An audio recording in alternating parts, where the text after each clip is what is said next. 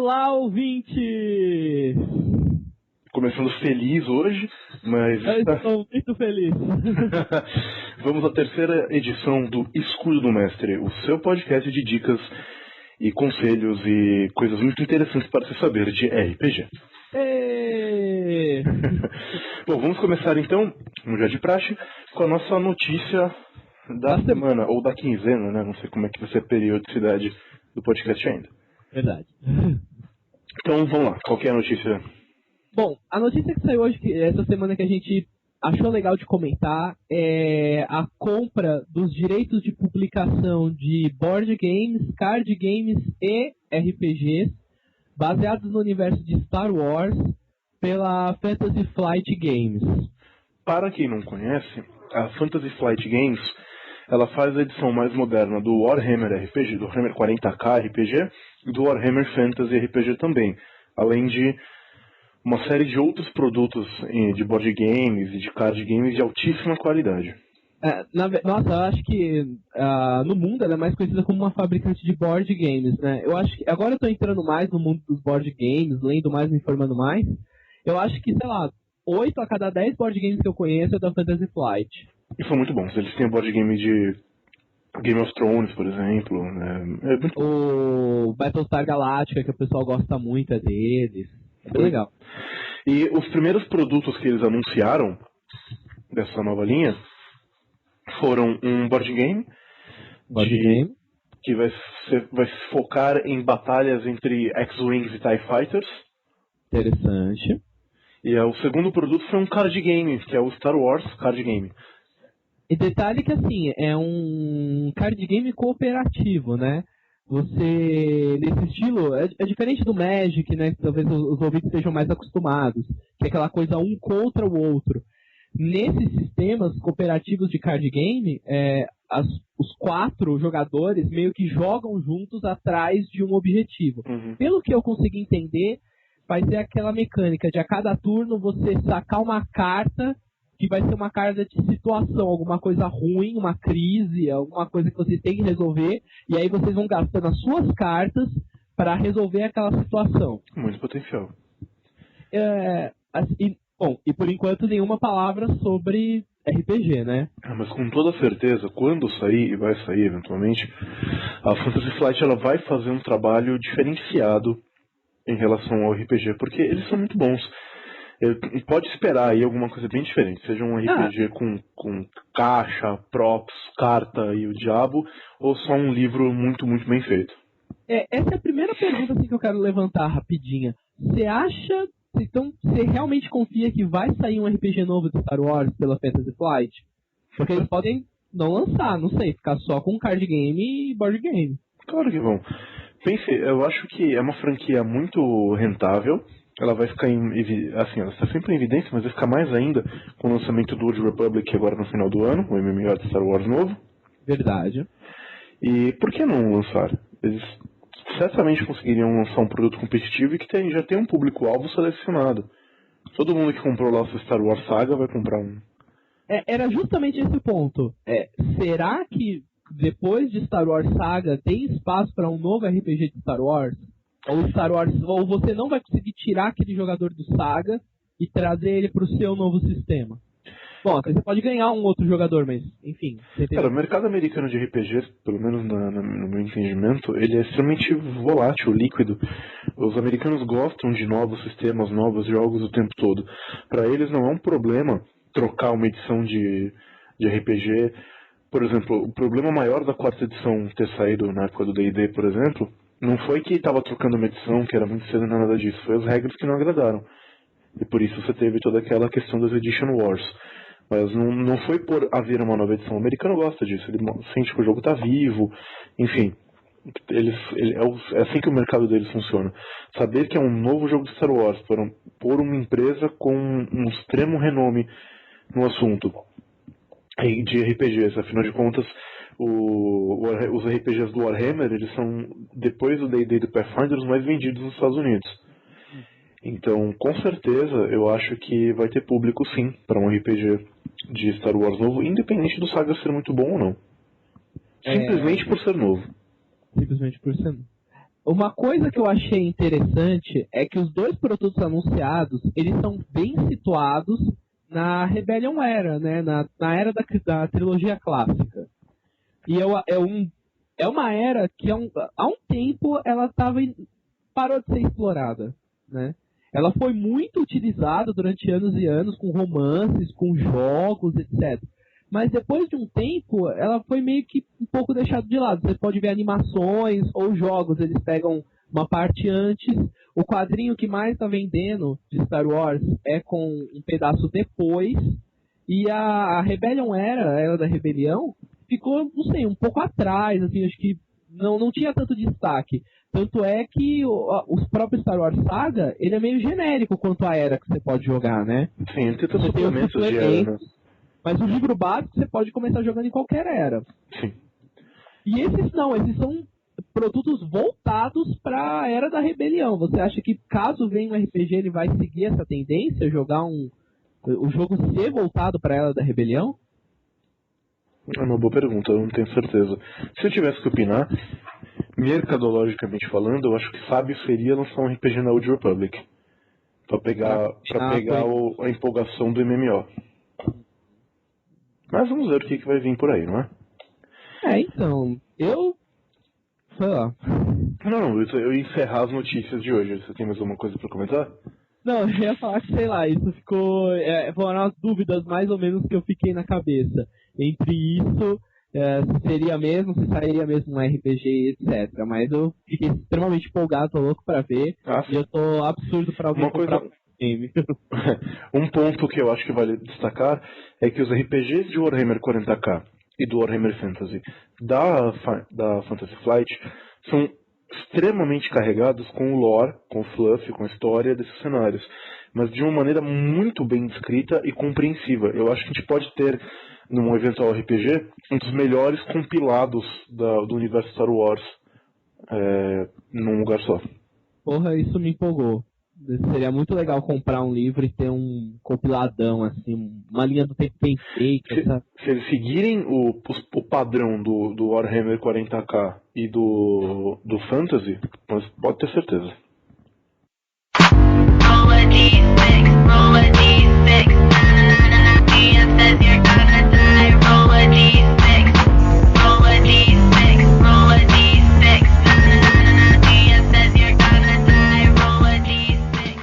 Então vamos para o tema de hoje?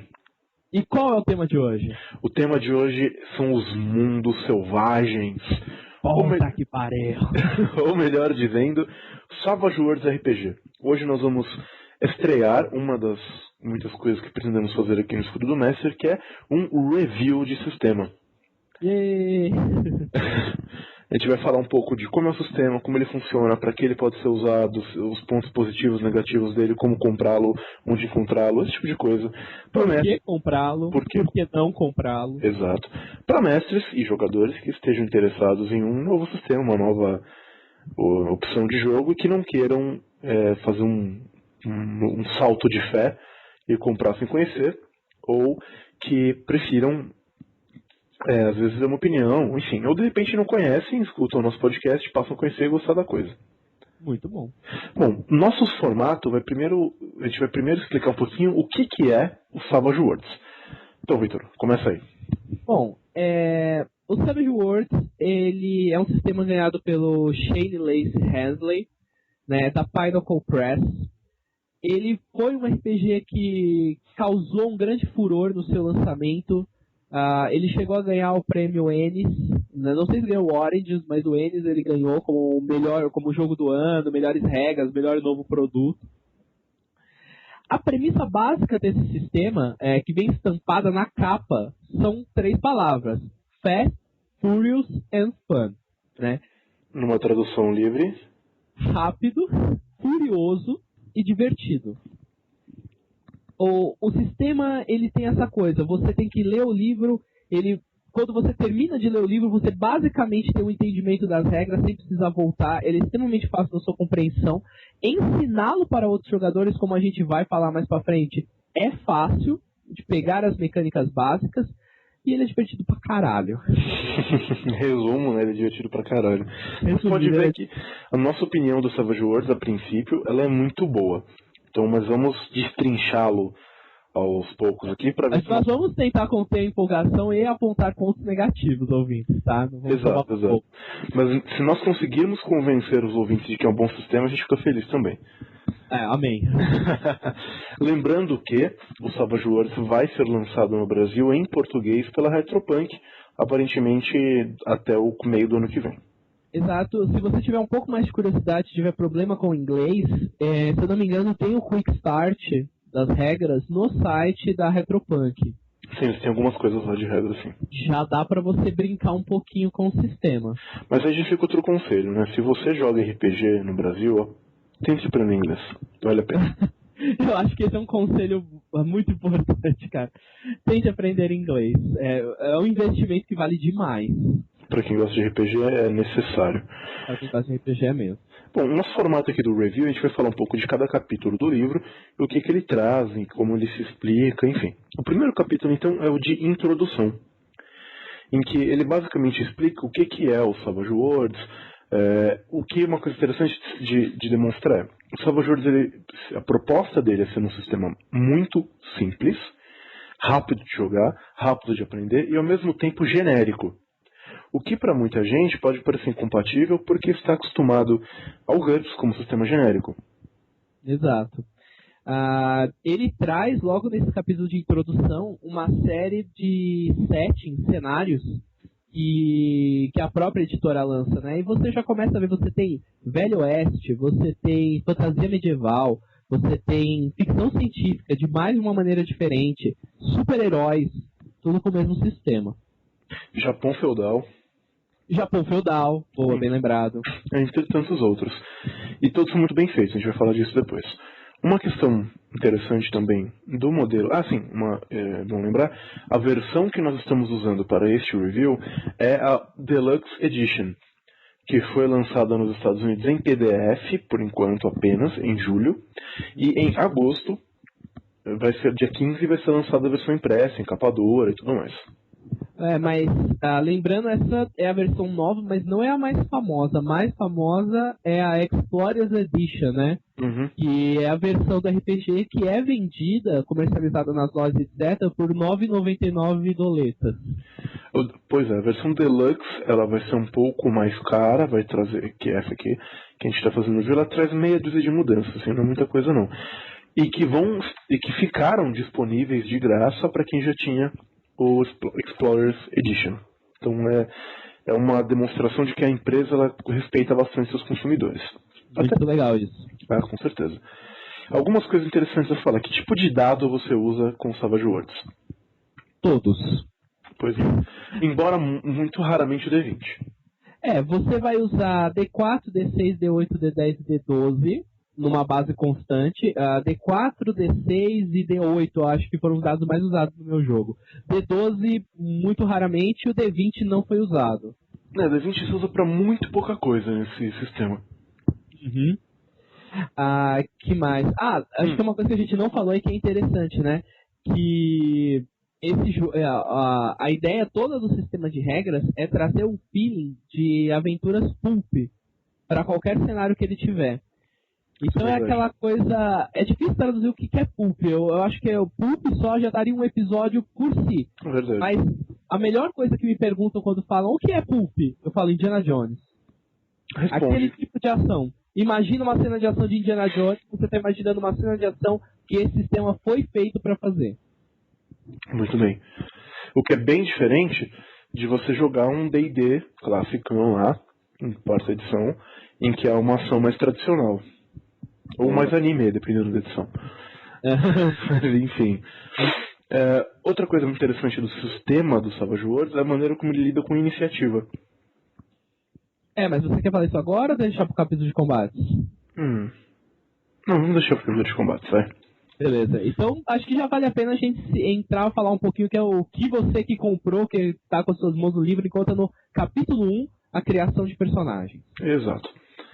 O sistema de criação de personagem deles é muito simples, rápido de fazer, se comparado com outros sistemas como GURPS, como D&D 4ª edição, D&D 3ª edição, D&D 3.x edição, não importa, são os mais jogados, né, o pessoal conhece mais. Ele é muito mais simples de você fazer a ficha, mas nem por isso menos completo. Ele começa então com uma passada nos atributos, rapidamente. Nós temos 5 atributos nesse jogo, que é Smart, a sua inteligência, Agility, agilidade, Spirit, que seria uma medida da sua força de vontade e coragem, mais ou menos. Pois é. Força normal, e Vigor, né, sua resistência física, etc. Todos os atributos vão ter um dado associado a ele. Quanto maior o dado, melhor o atributo. Nesse ponto eu acho que é melhor uma elucidação maior, porque o meu grupo teve algumas dificuldades com isso. Normalmente, quando você vai jogar RPG, o seu atributo ele é ponto. Você por nada tem força 4, força 5, força 18, força... enfim. Que você atribui pontos e esses pontos vão virar alguma coisa aí depois no sistema. No Savage Worlds, o seu atributo é um dado.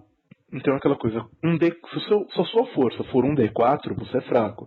Se a sua força for um D6, você é uma média humana. A sua força é um D8, você é mais fortão. E por aí vai. E esse dado vai ser utilizado para você rolar esse atributo. Depois a gente vai falar isso em detalhes. Mas é legal falar que isso é muito intuitivo, porque o jogador fala, minha força é D8, o que eu faço para rolar minha força? Você rola um D8. Exato. Então, isso é bem legal. Isso é muito intuitivo, muito bacana. Além dos seus atributos, você tem as perícias. Esse jogo ele usa um set fechado de skills. São poucas skills, eu acho que são 22 skills, mais ou menos, relativamente pouco. As perícias, elas tentam ser o mais abertas possíveis. Suas perícias são algo como lutar, atirar, que basicamente lutar cobre todo tipo de combate corpo a corpo, atirar cobre qualquer forma de ataque à distância, menos que seja alguma coisa arremessada, porque essa é a perícia arremesso, e por aí vai. Então, são perícias muito amplas nesse aspecto. Reparos, por exemplo, ela vai incluir todo tipo de reparo em todo tipo de equipamento. Então, são perícias muito amplas. Lockpicking, né, para você usar para abrir portas, mas desarmar qualquer coisa. Pode até armadilhas. Ou uma porta, ou uma bomba, talvez, não sei. Pois é. Sim, sim. E depois você tem as características derivadas. Quem joga D&D está acostumado com esse tipo de coisa, que é como classe de armadura, bônus base de ataque, jogada de salvamento. Só que aqui elas são poucas e são bem diretas. Você tem o seu carisma, essas derivadas você não compra elas vêm de outros atributos da sua ficha. Então carisma, que vai ser ele influencia todas as rolagens sociais. A priori ele é 0 e ele pode mudar com vantagens ou desvantagens que você compra. Que a gente fala daqui a pouco. Aí você tem o seu pace, que é a sua velocidade, o quanto você anda. Deslocamento, né? Deslocamento, isso. Sim. O parry, que é o bloqueio, sei lá. Defesa. Defesa. Que é a sua defesa contra... É sua classe de armadura, sua defesa contra ataques corpo a corpo. Lembrando que esse parry vai ser um número fixo, e basicamente ele vai ser a dificuldade que um oponente tem que rolar para te acertar. Exato. Todas as características derivadas são números fixos. São números fixos, nenhum é dado como os outros. Exato. E você tem o toughness, que pode ser traduzido como... A resistência, eu falei com os meus jogadores. Por causa... resistência porque esse é o termo que usa no Mutantes e Malfeitores. Já estava um pouco acostumado, somente de resistência. Pode ser toughness, pode ser então. Que ali funciona como... Eu não vou explicar o toughness agora, mas quanto maior o toughness, menos dano você vai tomar. Mais difícil é de você tomar um dano. Isso, boa. Aí você passa para os edges e os hindrances, que podem ser literalmente traduzidos como vantagens e desvantagens. Exato. Famosos companheiros de vários outros sistemas de RPG por aí. Aqui eu já dou uma parada para falar, olha, vocês veem que a estrutura do jogo, ela é bem clássica. Atributos, perícias, vantagens e desvantagens. Ele, por enquanto, assim, com essa mecânica, ele parece não acrescentar nada de novo ao sistema. Mas quando a gente chegar para discutir as regras, a gente fala um pouco mais sobre isso. Pois é.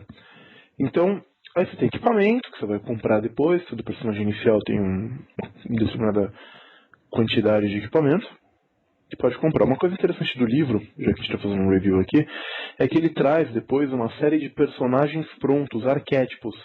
Investigador, líder, mago, lutador, já pronto.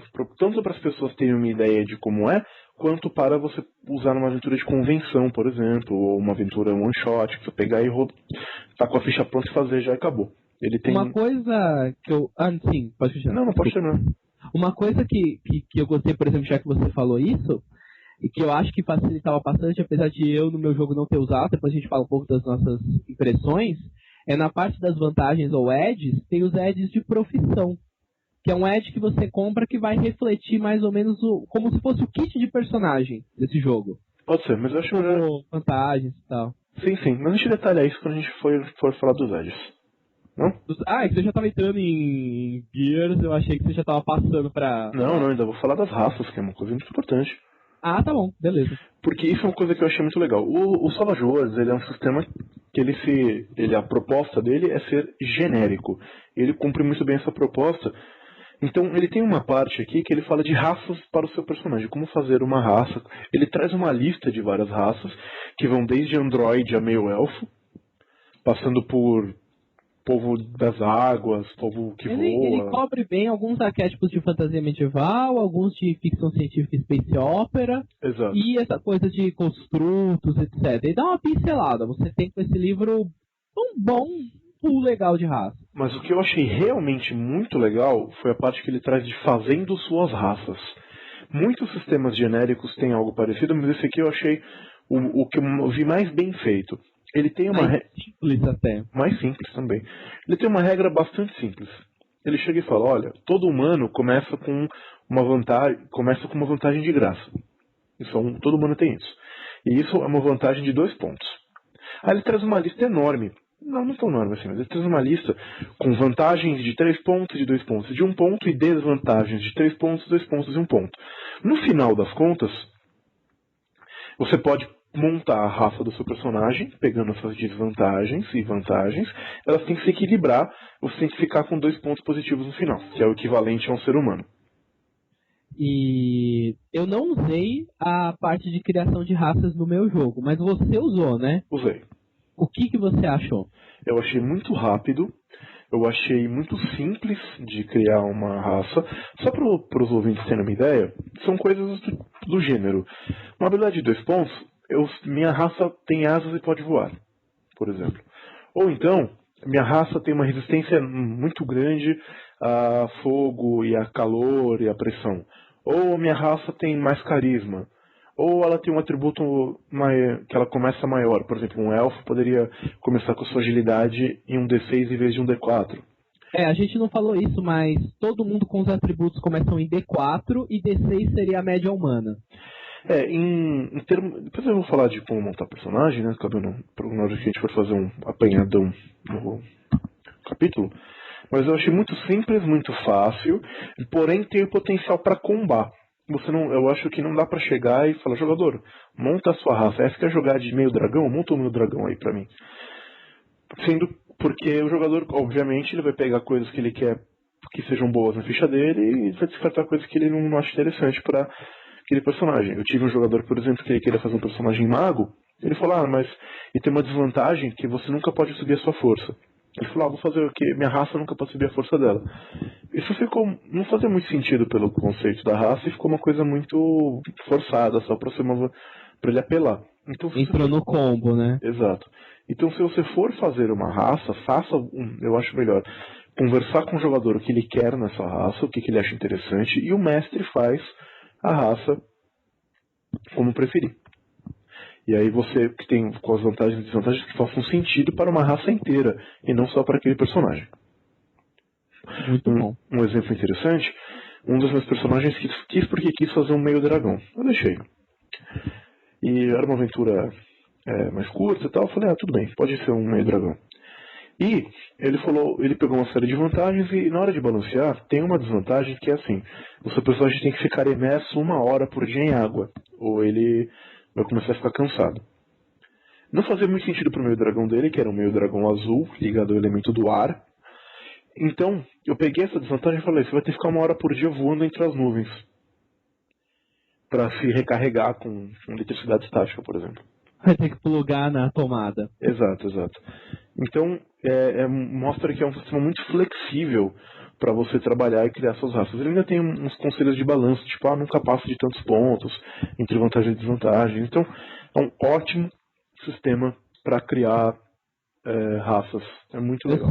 Eu vou falar pro ouvinte assim, eu tô com essa página aberta. Gente, é uma página de criação de raças. Com tudo isso que a gente falou, a parte de criação. Uma página. Uma página.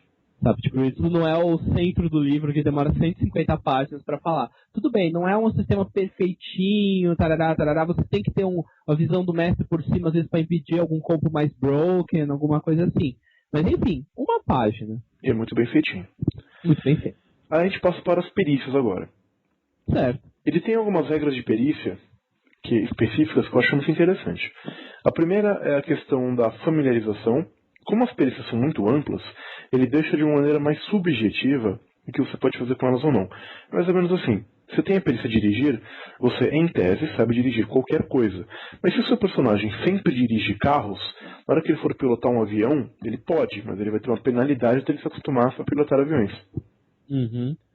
Que é uma penalidade de -2, que é um pouco pesado, a gente vai falar do sistema depois. Mas eu achei interessante essa maneira de você não ter um faz-tudo pronto na mesa e da história do seu personagem contribuir mecanicamente para o jogo.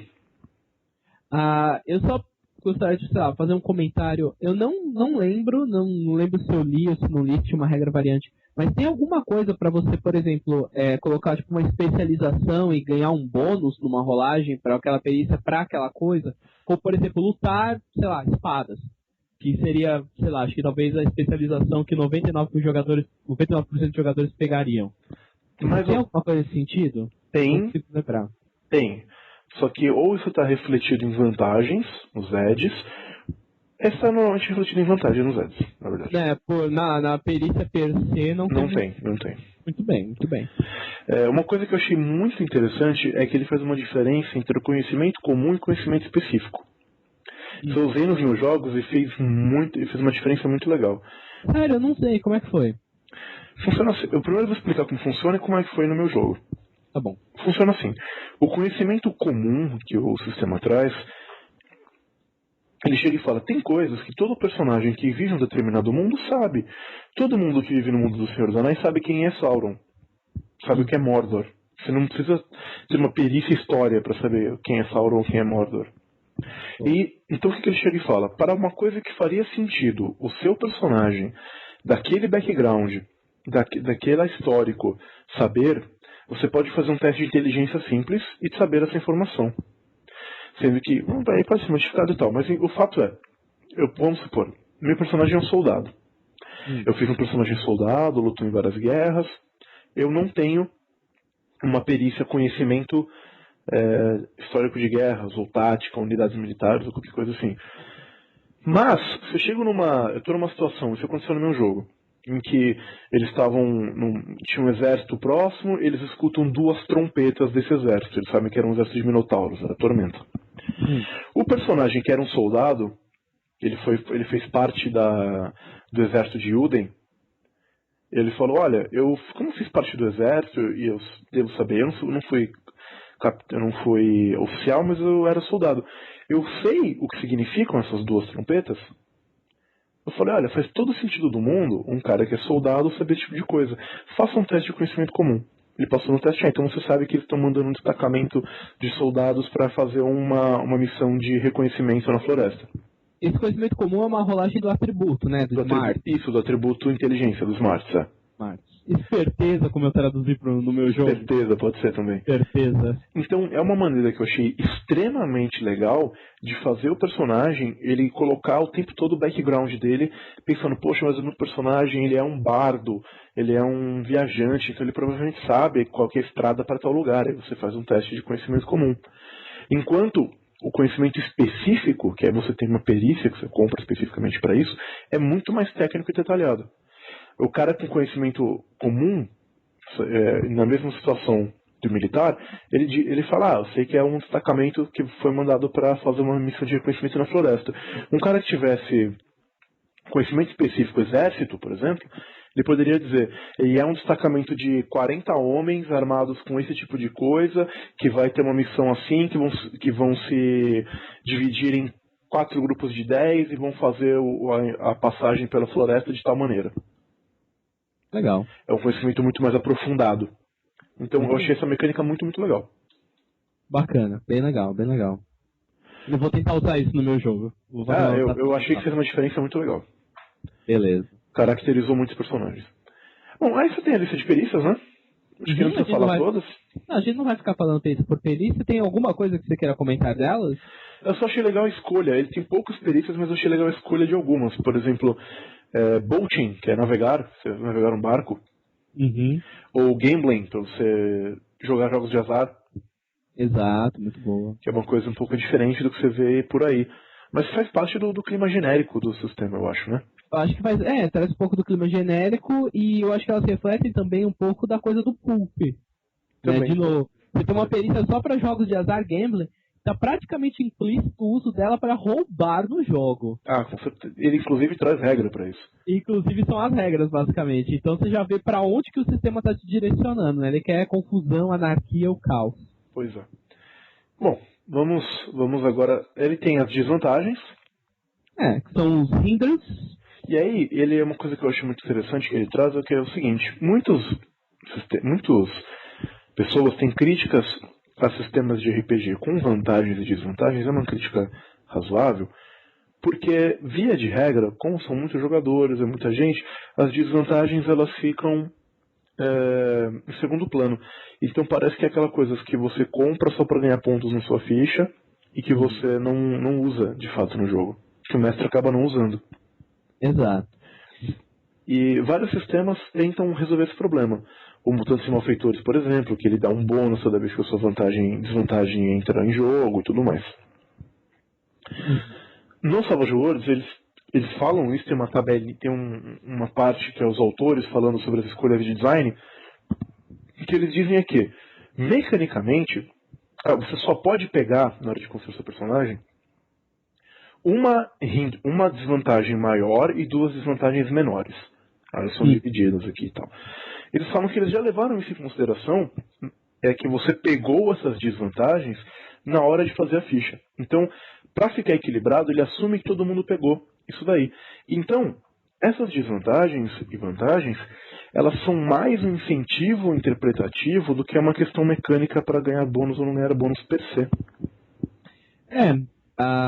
Ela tem desvantagens que são desvantajosas, que vão dar uma penalidade geralmente em torno de -2 em algum teste, que nesse sistema a gente vai falar mais pra frente, mas -2 faz a diferença. Exato. Mas a maioria delas, de fato, é alguma coisa como linguarudo, né? O Big Mouth. Você não consegue guardar segredos, acaba dando sempre com a língua nos dentes, e por aí vai. No meu grupo, por exemplo, no meu grupo teve quem pegou arrogante, quem pegou teimoso, né, stubborn, e por aí vai, sabe?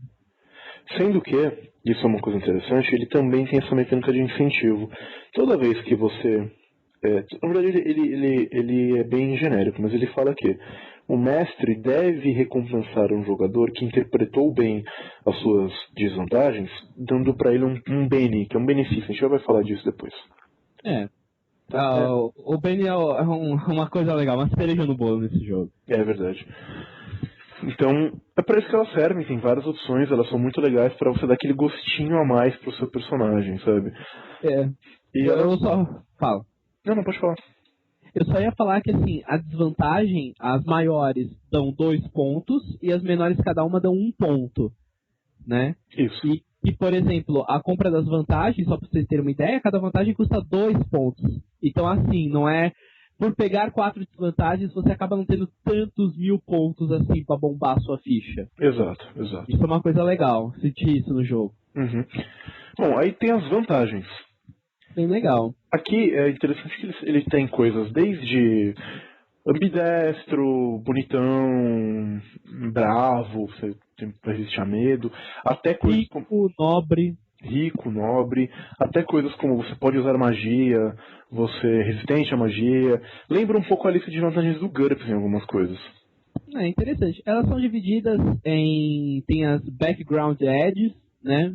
Isso. Que são coisas que, sei lá, nasceram com o seu personagem, como o fato dele ser rico, dele estar sempre alerta, ser ambidestro, atraente, magia. Poder usar magia. Magia. A gente vai falar do filme de magia depois. Depois a gente vai falar especificamente sobre de magia. A gente tem uma parte de edges voltados para o combate, que eu acho que é o grosso dos edges, é voltado para o combate. Sim, sim. Aí eles são muito parecidos com os talentos do D&D, os feats. Exato. Que é coisas como você bloqueia, você bate com 2 armas, você... Iniciativa aprimorada, hard to kill, né? Exato. É legal que tem a hard to kill e a harder to kill. Aham. E eu falando pros meus jogadores, difícil de matar, mais difícil ainda de matar. Não, tem umas coisas muito divertidas, por exemplo, o matador de gigantes, que ele tem escrito, quanto maior eles são, mais difíceis eles são de matar. Então, e é interessante que nesse ponto... rápido, essas coisas. Né? Pois é. Nesse ponto, vale destacar um detalhe, que o Savage Worlds, ele traz um sistema de balanço que é assim, o seu personagem, a gente vai falar disso em detalhes depois, mas o seu personagem, ele tem um rank, um patamar, não sei, um rank mesmo, né? Em que ele pode ser um personagem noviço, veterano, heróico, lendário, dependendo de quanta XP ele tem. E certos tipos de edge, de vantagem, só ficam disponíveis para pessoas com esse determinado rank. Isso é legal. É parecido com quem joga D&D quarta edição. Mas o Epic Tier e o Paragon Tier. Você só consegue pegar coisas quando você tiver certos talentos, quando você for Paragon, quando você for a trilha exemplar, né? Não sei como é que ficou em português isso. Parecido. Esses requerimentos também é legal falar que a maioria dos edges, ele tem além de você ter esse requerimento do ranking, você tem ou um valor mínimo de um atributo ou um valor mínimo de uma perícia que vai estar linkado com aquele edge. Então, algumas coisas você só vai conseguir comprar se você tiver agilidade D8, luta D8. Pra quem conhece D&D, tá em casa. É muito parecido com talento.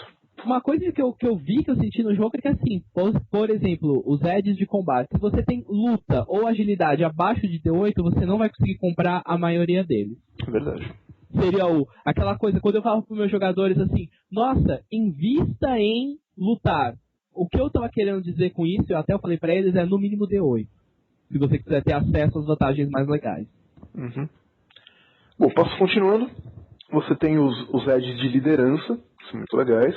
São bem legais, não vi rodar ainda. Eu também não. Mas a ideia deles é que eles dão bônus são os buffs, né? Eles dão bônus para outros jogadores e para tropas, que o Savage Worlds ele tem isso também, a gente vai falar depois, que o seu personagem possa estar comandando. Uhum. E aí bônus mais um no ataque, mais um para se recuperar do dano e por aí vai. Então, estar comandando ficou muito feio, que o seu personagem possa comandar. Tá bom. A polícia da gramática não vai vir atrás de você. Mas... Eu te mantenho escondido. Aí você tem os edges de poder, que tem a ver com magia, que é mais pontos de magia. Numa nova magia, você recupera pontos de magia, que é o combustível da magia mais rápido. Coisa mana, né? Aí você tem uma parte que é muito legal, que o Victor já falou antes, que são os edges de profissão. Que seriam os kits do jogo, né? Você tem coisas como Wizards, né? Magos, Thief, ladrão, o investigador, o paladino, o assassino, clérigo, monge, por aí vai, sabe? E cada uma delas tem requerimentos, os requerimentos são às vezes mais pesados, ou tem mais requerimentos que uma vantagem normal, e a compra delas dá algumas boas vantagens em cima de algo específico, como por exemplo, a Wizard, né, o Edge Wizard, mago, ele diminui o custo para suas magias, por exemplo. O Edge, a vantagem campeão, que é a ideia que você é um campeão divino, faz você dar mais dano contra criaturas malignas ou boas, dependendo da sua inclinação e do seu deus. Então, é bem interessante. Eles, mais pra frente no livro, os autores defendem você não criar muitos edges novos. Edges, perícias, você não criar novos, né? Com exceção desses de profissão. Exato. Eles falam que é uma coisa incentivada, dependendo do seu cenário, você fazer edges específicos, profissões específicas com alguns bônus. Apesar de não ter um capítulo para falar como fazer isso direito, né? Contrário das raças. Verdade. Tá aí uma coisinha que talvez pudesse estar incluso. Talvez. Fica aí uma pequena crítica. Uhum. Aí você tem vantagens sociais, como carismático, conexões. É isso que demonstra ainda mais o caráter genérico do sistema. Aí você tem edges, que eles chamam de edges estranhos. Weird edges, né? Exato, que é desde... Como senso de perigo. Um companheiro animal. Companheiro animal, coragem líquida, isso é bem legal, que é quando o seu personagem fica bêbado, tem uns bônus, tem umas coisas bem legais. Aí no final ele fecha com os edges de iniciativa. É melhor a gente comentar na hora da iniciativa, né? E os edges lendários. Porque eles são aquela coisa de poderes de nível épico, sabe? Seria rapidamente aqui uma pincelada do que seria Savage Worlds nível épico. Por aí. Aí eles vêm com a regra de passar de nível, que é muito legal. Eu vou explicar resumidamente como é que você passa de nível em Savage Worlds. Você ganha XP matando monstro? Não, você não ganha XP matando monstro. Porque a ideia do sistema é ser genérico, né? Então você pode ter desde uma aventura, desde que poop. É bom, é um genérico poop. Então você pode ter desde terrorzão até ação desenfreada, até fantasia medieval, até sci-fi. Então, como é que ele faz com essa evolução? Ele tem pontos de XP. Você pode ganhar de 1 a 3 pontos de XP por aventura, por sessão de jogo. Na verdade, por sessão de jogo. E aí... Alô? Bocejei. E aí... quantos pontos você vai ganhar vai depender da desenvoltura do grupo em resolver os seus problemas, se eles conseguiram resolver muitas coisas, se eles foram excepcionalmente competentes, esse tipo de coisa. Resolveram uma grande quest, mataram o vilão, por aí vai. Quando você ganha, e você pode dar de 1 a 3, o normal é 2. Quando os jogadores acumulam 5 pontos de experiência, eles ganham um avanço. O que eles podem fazer com esse avanço? Comprar uma nova vantagem, aumentar uma perícia, aumentar 2 perícias, só que aí tem assim, vou falar disso, gente. Então, quando você compra os seus atributos, você tem lá 5 pontos para comprar atributos. Então cada ponto aumenta o tamanho do dado em 1. Então você tem força D4, gasta 1 ponto, fica força D6, gasta outro, fica força D8. Perícia é a mesma coisa, você tem 15 pontos e você compra elas assim, você não tem um ponto você compra um D4, 2 pontos um D6 e por aí vai. Só que cada perícia ela é ligada a um atributo, certo? Certo. Então, quando você compra um atributo, uma perícia, até ela igualar o seu atributo, ela custa 1 ponto. Para passar o atributo, ela custa 2 pontos. Muito bem. E aí o avanço é isso, você pode ou aumentar uma perícia em um nível maior que o seu atributo, então, por exemplo, lutar, fighting, ela é ligada à agilidade. Se eu tenho agilidade D8 e fighting D8, tudo bem.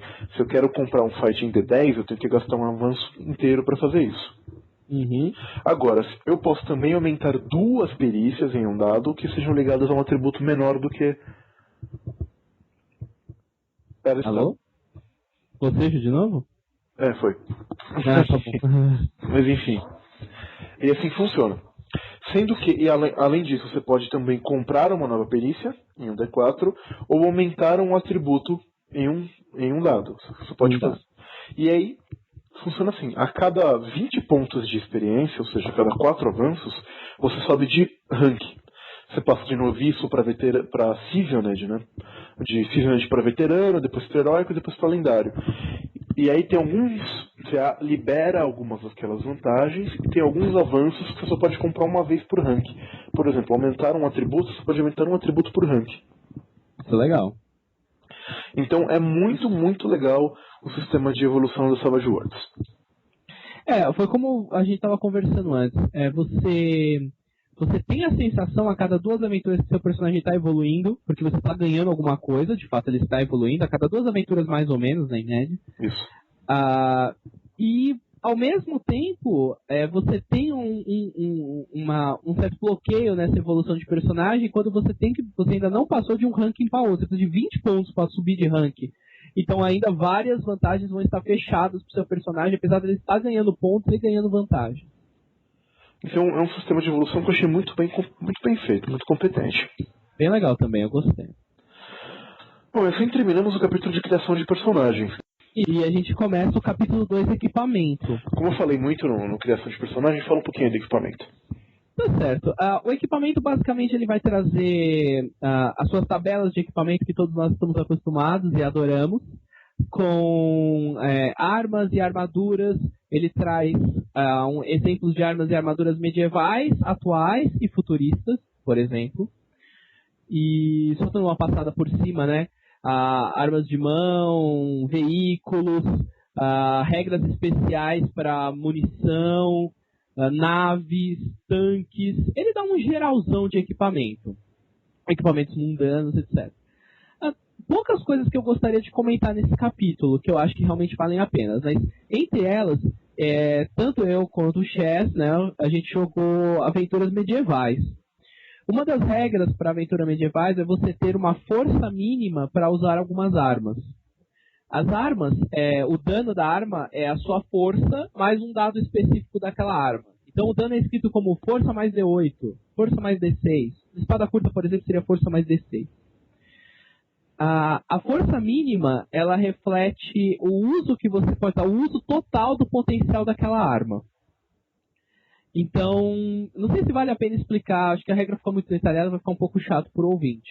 Mas a ideia é que se você tem uma força muito baixa, não vai valer a pena você comprar uma arma muito alta, porque você não vai dar o dano total daquela arma e você não vai usar nenhuma vantagem que aquela arma dá. Tem armas que dão mais um de defesa, dão um armor piercing, você ignora um pouco da armadura do alvo e etc. Isso fica uma regra interessante na hora do jogo, porque apesar do pessoal ter dinheiro, né, eu fiz uma criação de personagem com dinheiro no meu jogo. Apesar deles terem o dinheiro, não valia a pena eles comprarem uma arma que o dano seria maior, porque eles não conseguiriam dar esse dano total e eles só estariam gastando dinheiro à toa. Então a maioria das pessoas, por exemplo, que tinha força D6, acabou comprando uma arma que tinha um dano relacionado, como uma espada curta, etc. Eu acho que isso deu um gostinho legal na hora da escolha da arma. Deu uma quebrada, assim, então eu posso pegar aqui, eu tenho força D4, eu vou pegar a arma que causa D20 de dano, não é bem por aí. Isso é muito legal. O mesmo vale para armas a longa distância, que elas têm um dano também, você tem que ter uma força equivalente para isso, para usá-la bem. Uma outra coisa que eu acho que vale a pena ser comentada, que eu acho muito legal, é que a armadura que você comprar, ela defende partes do corpo. Isso é legal também. A gente vai falar mais disso quando entrar no capítulo de combate, mas ela vem especificada, se ela protege o dorso, as pernas, o braço, dorso e pernas, por aí vai. Isso é muito legal. E aí, nesse capítulo, ele tem um monte de coisas, desde você pistolas modernas e tudo mais, até canhões de navios e bombas nucleares e mísseis teleguiados. Lembrando que assim, cada arma vai ter algumas regras até específicas, né? Dependendo da arma que você estiver usando, como se for uma arma de fogo, se você está jogando ela em full auto, modo automático, semi-automática, se você está usando aquele burst de 3 tiros, tudo isso vai ter algumas pequenas variações de regra que eu acho que trazem uma estratégia legal e acrescentam coisa no jogo. Tem muitas, mas elas são simples. Exato. E compactas, são fáceis de você aprender e incorporar no seu jogo. Outra coisa bacana também é que ele tem lá os itens mundanos, né? Mochila, tenda para dormir, essas coisas. Nesse mesmo capítulo, ele traz muitas das regras para veículos. O Savage Worlds, por ser genérico, mas não só por ser genérico, mas é uma proposta pulp até, ele tem regras para você jogar com pilotar aviões, bater carros, fazer corridas entre carros, atirar com o tanque de guerra. Então isso é muito legal e é uma coisa que a gente vê pouco em outros RPGs. Eu quero fazer uma pausa aqui para falar dessas regras de veículos, só para dar uma pincelada para o ouvinte. Não sei, por exemplo, eu gosto muito de Star Wars. E uma coisa que eu sempre tremo na base em qualquer RPG de Star Wars são regras para combates em naves. Acho que sempre é uma complicação absurda, etc. Savage Worlds ele é até elegante nesse ponto. As regras são simples. De novo, é uma página para descrever características dos veículos e te dar uma ideia. Eu não testei no meu jogo, mas eu tenho a impressão que ele roda muito fácil. Também tive essa impressão. E mantém, assim, fácil, mas não fica aquela coisa largada, simples, etc. Ele tem a sua complexidade, né? Ele é simples, mas ele não é simplista. Exato. Isso dá pra falar do sistema inteiro do Savage Worlds. Exato. Bom, agora as regras propriamente ditas. Puta, é aí que o bicho pega. Pior que eu acho que não, sabia? Não, é a parte que a gente mais vai falar, né? Ah, sim. Então, basicamente, fala aí, como é que funcionam as regras? Como é que eu faço teste em Savage Worlds? Antes disso, Opa! eu preciso falar dos wildcards e dos extras. Legal. O Savage Worlds, ele divide os personagens, os NPCs e tudo mais em dois tipos amplos de personagens. O seu personagem jogador, ele é um wildcard, uma carta selvagem. Enquanto o resto do universo, normalmente, são extras. A não ser que seja um personagem muito importante, um vilão muito importante. Numa lógica de Power Rangers, por exemplo, o wildcard são os Power Rangers e o monstro e o vilão, e os extras são os capangas que apanham lá. Os monstros de barro, né? Os monstros de barro. Por aí. E por que eu falei isso? Porque as regras para wildcards e para extras são diferentes. Então vamos falar como é que você faz um teste em Savage Worlds. É assim. Primeiro você vai pegar o dado relevante àquele atributo. Por exemplo, vou fazer um teste de agilidade. Pega lá o seu dado de agilidade. Vamos supor que ele é um D8. Você vai jogar contra uma dificuldade. Normalmente, a não ser que o mestre altere a dificuldade para qualquer teste A4. O mestre pode alterar essa dificuldade se for um lugar muito difícil, quase impossível e tudo mais. Mas o fato é que você rola o seu dado, seu D8, no caso de agilidade, por exemplo, e tenta tirar 4 ou mais. Só que, se você for um wildcard, um card selvagem, você também joga junto um D6, que é o dado selvagem. Exato. Então todos os testes de atributos de um wildcard, ele vai sempre rolar o atributo dele mais um D6. Tirou 4 ou mais, ele passa. Em resumo é isso. Tem algumas diferenças. Eu acho que a principal que deve ser apontada é... tá. A principal diferença que tem que ser apontada, na minha opinião, é que normalmente a gente está acostumado a ver um sistema em que você soma atributo e perícia. No Savage Worlds, eles são independentes. Você rola ou o dado do seu atributo, ou se você tiver se for um teste de atributo, ou num teste de uma perícia X, você rola o dado da perícia. Exato, então é um pouco diferente nesse aspecto, e é bem interessante também. Outra coisa legal de falar também são os Aces e os Raises. O Ace, na verdade, ele vem aquela coisa... Acho que tinha um pouco nos RPGs mais antigos. O sistema D6, que era o sistema antigo de Star Wars, antes da Wizards, tinha um pouco disso. Quando você rola o número máximo no seu dado, você pode rolar aquele dado de novo e ir somando os resultados. É aquela coisa do dado abrir, né? Então você rolou o D6, tirou 6, você rola de novo. Mais um 6, você vai somando 12 e rola mais uma vez. Outra coisa que eu acho que não ficou muito claro quando eu expliquei do Wild Die, Tato Selvagem, é que quando você rola, sei lá, seu teste de agilidade para subir um muro, você escolhe um dos dois, você não soma. Tá. Você pode crer, o vídeo pode estar pensando que você soma os dois dados. Verdade. Não, você escolhe um dos dois. Então se você tirou 2 no D8 e 4 no D6, você escolhe o D6 e o resultado foi 4 e não 6. Exato. Seria a soma dos dois dados. Bom, então o Ace é isso, que é muito legal. O Ace torna qualquer ferimento em combate potencialmente letal. Justamente pela regra próxima, né, que são os Raises. Exato. O Raise é o seguinte, a dificuldade normalmente é 4. Às vezes pode ser mais. Mas, se você passar num teste por 4 ou mais, a dificuldade é 4, você tira um 8, a dificuldade é 8, você tira um 12, alguma coisa assim, você ganha um Raise. Para cada 4 acima da dificuldade, você vai ganhar um Raise. Isso. Então, isso, o Razer determina o quão bem foi o seu sucesso, quão bom, quão fodão foi o seu sucesso. Então, quanto mais Razer você tem, mais espetacular e foda foi o seu sucesso. Isso é muito legal. Sim, muito legal. É uma medida simples para você ver o quão bom o cara foi num teste. E isso, basicamente, pode se refletir em bônus, como um bônus de mais um ou um bônus de mais dois. Ou até, por exemplo, num jogo que eu fiz, uma situação no meu jogo, tinha um cara montado num cavalo, um jogador teve uma boa ideia para assustar o cavalo, e aí eu falei, rola aí o seu teste. Se eu me lembro bem, era um teste de magia, porque ele ia fazer uma magia para o chão, nos pés do cavalo, tremer e o cavalo se assustar. Eu falei, rola seu teste de magia. Se você conseguir, o cavaleiro vai ficar com uma penalidade para atacar, porque o cavalo está assustado. Se você tiver um raise, o cara cai do cavalo. Boa. Muito legal. Então é uma forma muito legal de você usar você condicionar aquela coisa. O jogador chega, mestre, eu posso pular no candelabro, fazer isso, chutar o cara na lareira e botar fogo nele? Tenta aí, faz um teste, se você tiver um raise, você consegue, por exemplo. Bem legal. Essa parte é bem legal.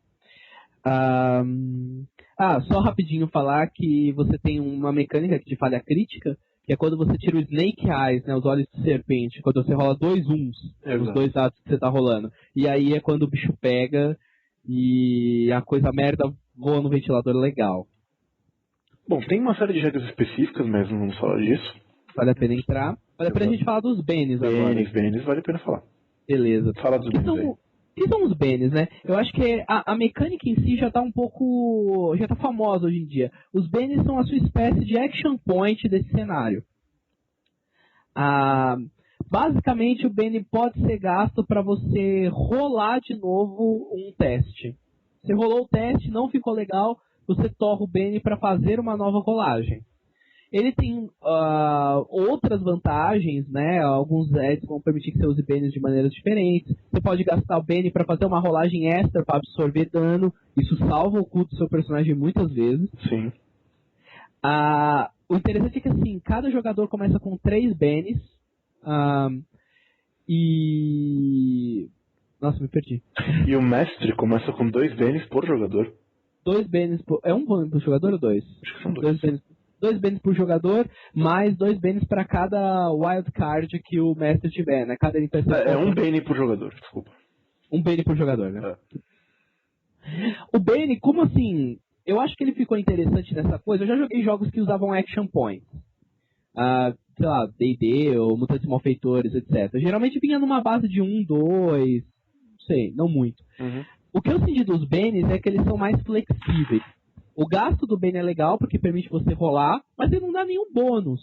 Então você pode ter os personagens assim, gastando Benes e ganhando Benes, eu acho que numa base muito mais frequente. Essa economia, essa economia dos Benes você pode fazer, esses gastos mais rápidos. Sendo que o Bene você, em tese, você começa com 3 por jogo, vai gastando e você ganha novos Benes quando o mestre achar que você teve uma boa interpretação, que as suas desvantagens entraram na cena, quando você fizer uma ação muito foda. É bem subjetivo, mas então fica a critério do mestre o ritmo de Benes que o grupo vai ter. O Bene, eu acho que, no meu jogo, por exemplo, ele funcionou muito como moeda de barganha. Às vezes o personagem estava com alguma desvantagem, alguma coisa que eles queriam mudar, até mudar uma coisa pequena na cena, e os jogadores começaram, Vitor, eu tenho os meus 3 Benes então, você aceita os meus 3 Benes para tal coisa acontecer? Por exemplo, teve uma cena que o cara, ele tinha tomado dano, não tinha conseguido absorver, ele tinha 2 Benes, mas ele queria demais, assim, tirar um nível de dano, etc. Já tinha passado o combate, etc. E aí foi aquela coisa, você aceita esses 2 Benes para fazer isso? Então acho que deu pro Bene um caráter de barganha entre o mestre e o jogador. Teve um momento que eu fiquei assim, não vou aceitar isso por um Bene só, eu quero mais de 3 Benes para vocês fazerem tal coisa. E aí foi pegando, eu acho que isso ficou bem interessante na mecânica. Interessante. No meu jogo, que eu achei que foi interessante os Benes, foi o pessoal começou a interpretar bastante para ganhar mais Benes. Teve uma cena, por exemplo, em que a situação foi mais ou menos o seguinte: estava um combate contra um grupo, era em Tormenta, um combate contra um grupo de Minotauros, E o mago do grupo, ele começou a summonar uns elementais de terra. E que ele descreveu os elementais de terra como caindo do céu. Então, tudo bem. Tá vendo? Combate, os elementais de terra caindo do céu e tal. Quando e tava um caos tremendo, e os minotauros meio desesperados, assim, e ninguém estava entendendo, não estava claro que era o mago que estava fazendo os elementais caírem. O mago, ele não deixou, ele pediu para fazer um teste de uma forma que não desse pra perceber que a magia dele que fez. E aí o pirata do nosso grupo chegou e gritou: meu Deus, eles caem do céu, é a tormenta! Muito bom!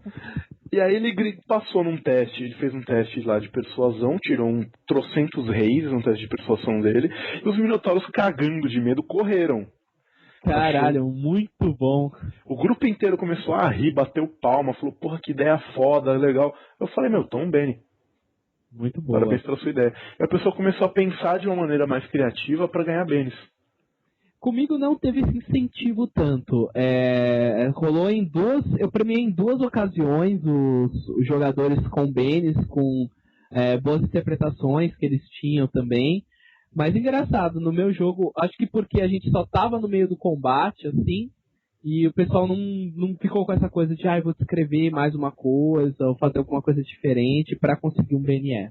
Um outro exemplo que eu acho que é interessante foi quando uma das personagens que ela tinha desvantagem bocuda, a Big Mouth, que ela não consegue guardar segredos do grupo. A ideia era a seguinte: o grupo eles estavam nos esconderijos de uns contrabandistas, e eles, saindo dos esconderijos dos contrabandistas, eles encontraram o líder dos contrabandistas e alguns soldados se preparando para sair com o contrabando e levar até a cidade para vender. Eles não sabiam que os aventureiros estavam lá. Nessa hora, o líder dos contrabandistas olhou para ele e falou: quem são vocês? O que estão fazendo aqui? E o pirata do grupo, que é o falador, começou: não, a gente veio aqui comprar esse negócio, não sei o quê. E aí a conversa foi indo, e uma hora o contrabandista virou nervoso e falou: vocês têm ideia de quem eu sou? E a personagem com a desvantagem bocuda falou: não tenho, mas eu gostaria de saber, até porque a gente estava dentro desse esconderijo aqui tentando encontrar alguma coisa para roubar dos contrabandistas, a gente não conseguiu encontrar. Você sabe onde a gente pode encontrar alguma coisa assim? Puta merda. Eu falei, pô, que legal. E a personagem, ela se prejudicou pela desvantagem dela, assim, voluntariamente. Ela mereceu ganhar um Benny. Muito bom, muito legal. Bom, continuando. Bom, combate. Como é que você dá porrada? Puta, e isso é legal pra caralho.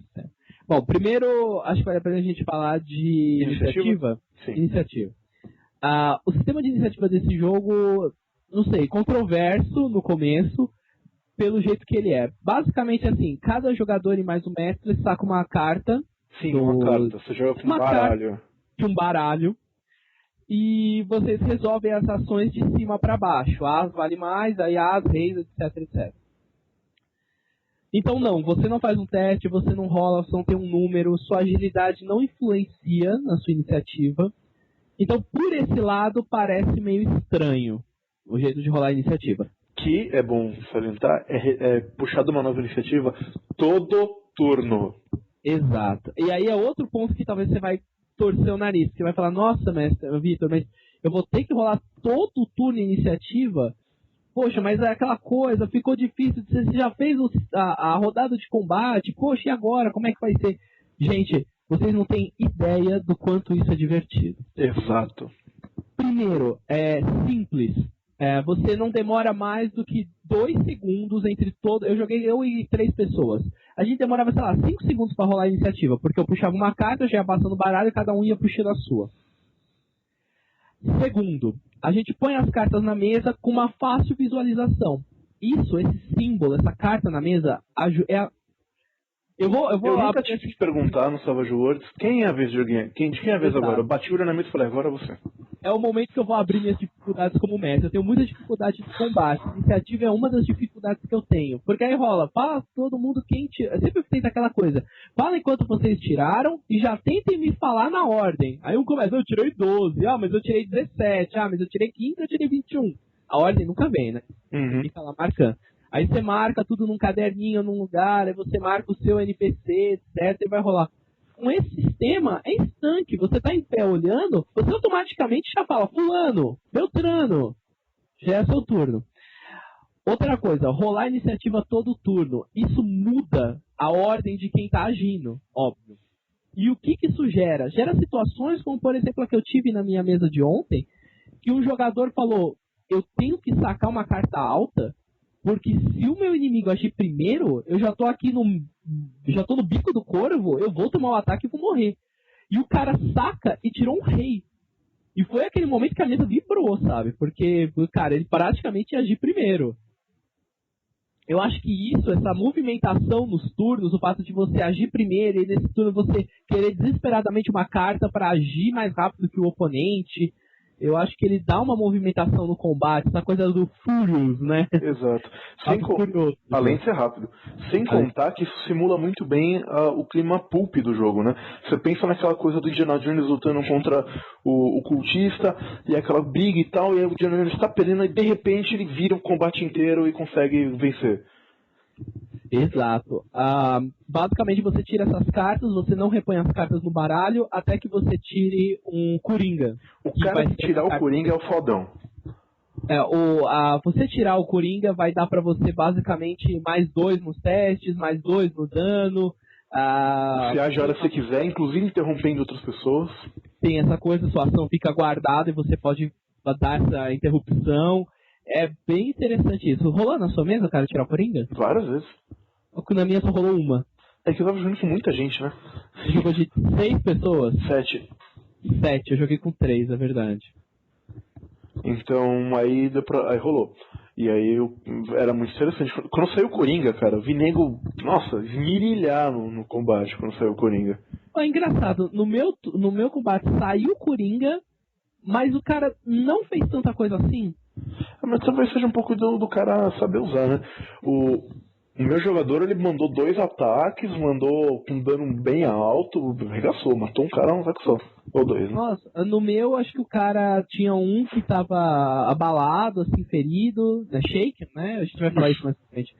Mas o cara, ele atacou esse cara e derrubou. Mas era assim, ele já ia derrubar de qualquer jeito. Então ela, quando veio, foi legal. Mas ficou aquela coisa meio, né? Tipo, eu queria ver mais o negócio em ação. Mas tem um potencial desgraçado de bom isso aqui. É muito legal. Então, iniciativa muito bacana para o Savage Worlds. Como é que você ataca em Savage Worlds? Bom, beleza.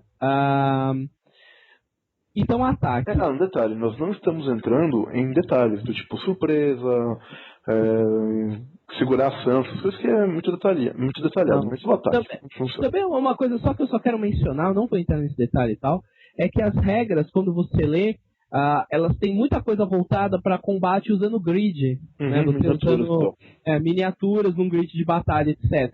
E regras de conversão simples para você usar sem o grid.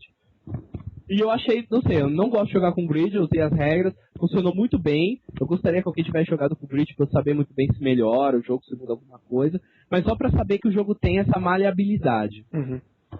Bom, beleza, como você ataca em Savage Worlds?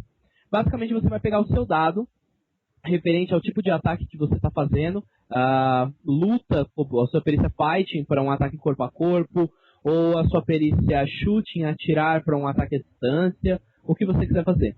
Você rola esse dado e você tem que conseguir um valor maior do que o parry, ou a defesa do seu oponente, que é aqui um daqueles atributos secundários que a gente tinha comentado. Você rola, como é um teste normal, você rola o seu dado selvagem, seu Wild Die, aquele D6 adicional, normalmente, e a cada 4 pontos que você supera essa defesa, você consegue um raise. Basicamente é isso que você faz para acertar o cara no ataque. Exato, isso é muito simples. Rolar um dado, quanto é o seu parry? Acabou. Eu já ia falando pros meus jogadores, eu não tenho muito aquela coisa de ficar segurando e falar, você acertou, não. Eu já falo, rola a dificuldade é 5, rola a dificuldade é 8. E por aí ia. E é uma rolagem só, sem nem somar bônus. A não ser em casos específicos, mas é muito, muito rápido, muito veloz. Se você precisar somar um bônus, você vai ver os bônus são coisas de mais 1, mais 2, raramente tem um bônus maior que isso. Exato. É bem simples. E aí, como é que... E aí? Eu ia falar, eu que te pergunto, você acertou, e o dano? Boa. Eu não tive pong aqui. Mas antes de falar vamos falar do dano, vai. Dano funciona assim, acertou, beleza. Cada arma vai ter um dano. Se for melee, tem a ver com a força. Se for ranged, uma coisa que é importante falar do acerto. Isso que a gente falou foi para acerto corpo a corpo. Se for a distância, a dificuldade fixa é 4. Boa. Então é muito mais fácil acertar um ataque a longa distância do que corpo a corpo. Então, o que acontece? Dano. Você vai lá, acertou o cara, e agora? Você vai rolar os seus dados de dano. Por exemplo, eu tenho força D6, a minha arma dá um D6 de dano, eu rolo 2 D6 de dano. Rolou. Se você teve um raise no seu acerto, você soma mais um D6. Você acertou um ponto crítico, vital. Não importa quantos raises você tem, você só rola um D6 extra de dano. Exato. Você rolou esses dados. Esses dados também podem dar ace, também são abertos. Você tirou 6, rola de novo e vai somando. Todo dado nesse jogo é aberto, a gente... Então é importante salientar aqui, todo o ataque em Savage Worlds, você pode ser o guerreiro mais épico do universo, um Goblin que acertou uma flechada, ele foi infinitamente sortudo, você pode morrer. Exato. Nesse daqui você soma os dados do seu ataque, né? Você rola o D4 da sua adaga, mais o D8 da sua força. Mais um D6 se você conseguiu o raise. E você não rola o dado selvagem. Você não rola um dado selvagem. Muito bem. É só para teste de perícia ou atributo. Exato. Sai o dano, beleza. Rolei lá meus 2 D6, eu tirei 8, por exemplo. Aí eu vou ver qual que é a resistência do cara, o toughness do cara. Se eu tirei igual ou superior ao toughness do cara, eu causei dano. Senão, não. Parou na armadura. Beleza. O que acontece quando eu causo dano? O cara fica... Se eu passei o toughness dele, ele fica shaken, abalado, né? Abalado. O que acontece com o cara que está abalado? Ele, de alguma maneira, você desequilibrou ele em combate e tudo mais. Ele não sofreu dano propriamente dito, mas ele sentiu o impacto do golpe, alguma coisa assim. Exato. Ficou meio tonto, meio zureta. Você abriu as defesas dele, sei lá, ele não consegue atacar, alguma coisa assim. Do jeito que você quiser descrever. Exato. O fato é que, no turno dele, ele não vai agir. Ele não vai poder atacar, só vai poder se movimentar. Ele tem que fazer um teste de coragem, né, o teste de spirits. Se ele passar, tirar 4 ou mais, ele não age, mas ele tira esse status de abalado. Se ele não passar, ele continua abalado. Se ele passar com um raise, ele tira o status e age. Lembrando que qualquer personagem pode gastar um Bane a qualquer momento para sair desse status de shake. Exato. O que acontece... Então, mas como é que você causa dano de verdade? O cara tem que já estar shaken e você passar a toughness dele. Boa. Uma outra questão é que, no dano, se você tiver um raise na sua jogada de dano, por exemplo, eu fui lá... Por que você pode morrer? Porque eu fui lá, o toughness do cara era 6, por exemplo. Eu tive sorte na minha rolagem de dano, eu tirei um 14. Ou seja, eu passei e tive 2 raises em cima do cara, porque eu tive 2 vezes 4 a mais, né? Uhum. O 10 do 14. Então eu deixo ele shaking e causo 2 de dano. Cada raise no rolagem de dano causa um ponto. Além do shaken, além shaken causa dano. Ferimentos, né, que a gente usa aqui, que são eu acho que isso é interessante a gente já falar pro ouvinte que esse jogo não tem pontos de vida. Exato. Ele trabalha com uma condition track, como é que você traduz isso? Então, com condições de dano, seria. O seu personagem pode, além do shake, acumular 3 ferimentos até estar incapacitado. A ideia é que um caça selvagem ele pode tomar 3 ferimentos antes de cair. Uhum. Se ele for um extra, o primeiro ferimento que caiu ele já está derrubado. Isso eu vou fazer um comentário daqui a pouco que é foda, mas só pra falar do negócio, então, cada uma desses ferimentos, o primeiro ferimento vai te dar -1, o segundo -2, o terceiro -3 pra todas as rolagens. O que é muita coisa. O que é muita coisa. Com -3 você tá muito mal, você tá quase cripple aí. E o seguinte é incapacitado, e aí tem as regras específicas pra você pode morrer, pode perder braço, perder olho, tem umas coisas assim. Pode ficar, isso é bem legal, quase chegamos nisso. Não sei se na sua aventura alguém caiu incapacitado. Não. Na minha foi por pouco que não, mas foi bem legal. Um cara caiu a -3, mas não chegou a cair incapacitado. Eu tive um cara chegando a -3 também, mas aí rolou uma retirada estratégica. Mas uma coisa que eu quero comentar que você falou, eu acho que a gente já chega mais ou menos aqui no final. Você pode, claro, gastar um Bene para absorver dano. Exato, você gasta um Bene, faz um teste lá de vigor, e cada sucesso raise que você tem tira dano que você tomou. Tira o wound. Beleza. O resto do capítulo ele traz... Achei que você ia comentar? Era isso? Não, eu só ia falar que esse capítulo traz as regras mais específicas de combate, né? Como ataque surpresa, etc. Não, e aí é uma coisa legal de comentar que o Savage Worlds ele tem subsistemas, mas eles são muito simples, eles são variações da mesma regra para muita coisa. 2 ataques, para você bater, acertar parte do corpo, fazer tiro automático, e tudo isso é muito, muito legal, porque praticamente qualquer coisa que seu personagem queira fazer, o mestre já tem um suporte muito bom para fazer. Se o jogador falar, eu quero mirar a cabeça dele, você tem lá como fazer isso. Eu quero acertar a perna dele, tudo bem. Quero desarmar, tem. Quero agarrar, tem. Quero jogar o cara no chão, tem. Quero botar o cara pegando fogo, tem. E tudo isso é simples, não é como o GURPS, que apesar de ter tudo isso, é extremamente complexo para fazer. No Savage Worlds é um +2 aqui, um -2 ali, acabou, foi embora.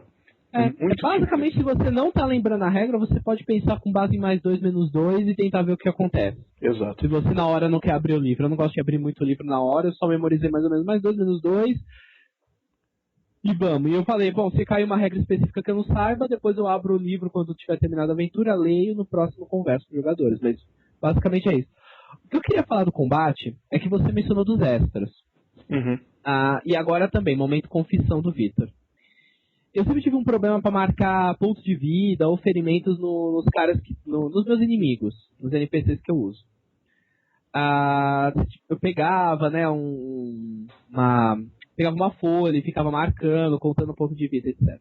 Eles têm uma dica nesse jogo com os extras que seria assim, porque o extra ele tá normal ou ele tá shaken e aí ele sofre um ferimento e ele morre ou sai de combate.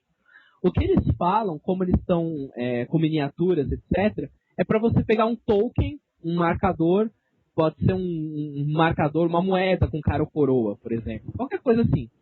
Você coloca de um lado, ele tá normal, quando ele toma o dano, você vira, então ele tá na cara, você vira pro lado da coroa, e quando ele é removido de combate, você tira ele daí. Uhum. E se for miniatura mesmo, ele também fala pra você chegar, tá shaking? Tá, então você deita a miniatura. Você deita a miniatura. Cara, você não tem noção como isso me ajudou.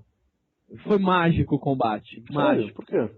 Nossa, porque eu falei, eu sempre tinha um problema disso, que eu tô assignando, etc. Isso é uma representação visual excelente.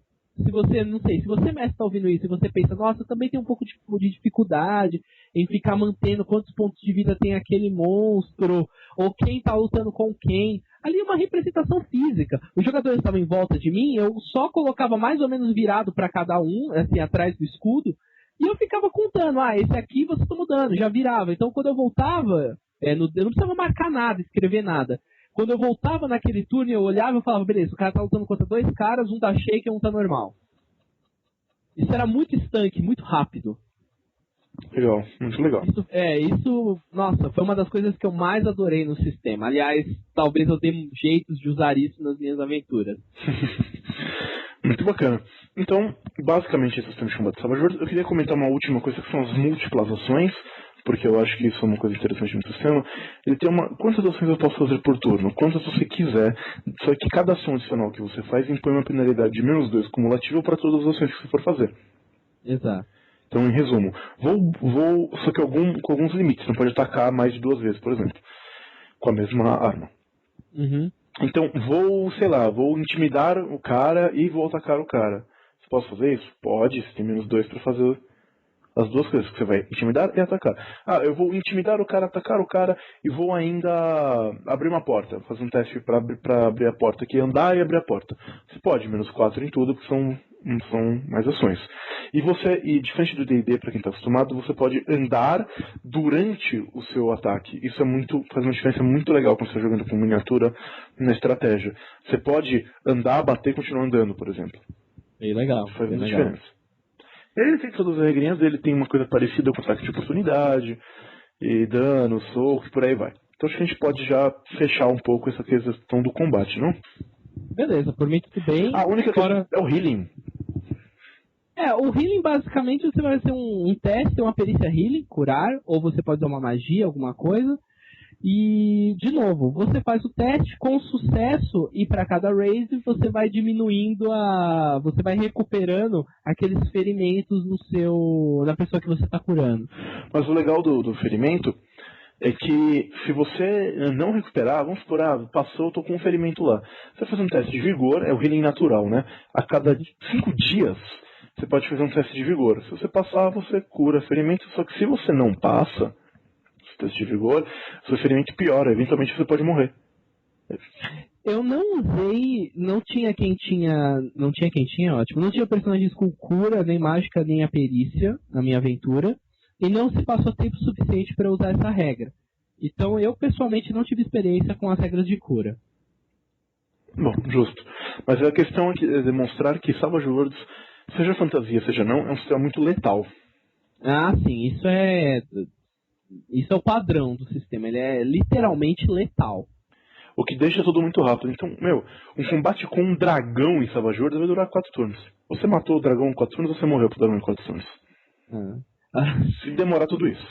Você tem penalidades incríveis quando tem mais de um cara te atacando. Você tá cercado, você se fudeu, negão. Você tá cercado, você tá fudido. E no meu jogo teve um cara que quis encorar 5 guerreiros. É que o cara, ele era o mais guerreiro do grupo, e os 5 soldados que eu tinha feito eram soldados bem bundas, assim. E ele teve muita sorte, que teve um turno dos 5 ataques, eu acertei 1 nele. Nossa, com mais 5 pra acertar. Então. Mas no primeiro turno que eu acertei, eu já mandei o cara pra -2.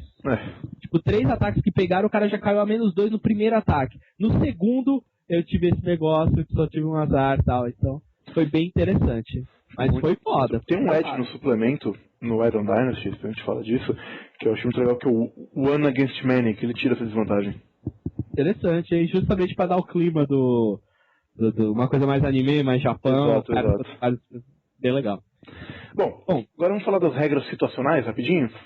Certo, o capítulo 4 ele vem com regras adicionais para você colocar no seu jogo, como, por exemplo, regras para você ter aliados.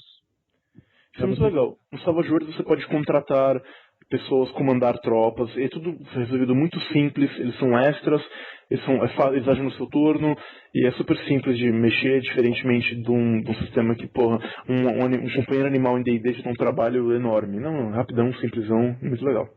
Certo, basicamente um extra, né, outro personagem para você usar. E fica muito em cargo do jogador, o jogador rola o ataque daquele personagem. Exato. Sem regra para perseguição.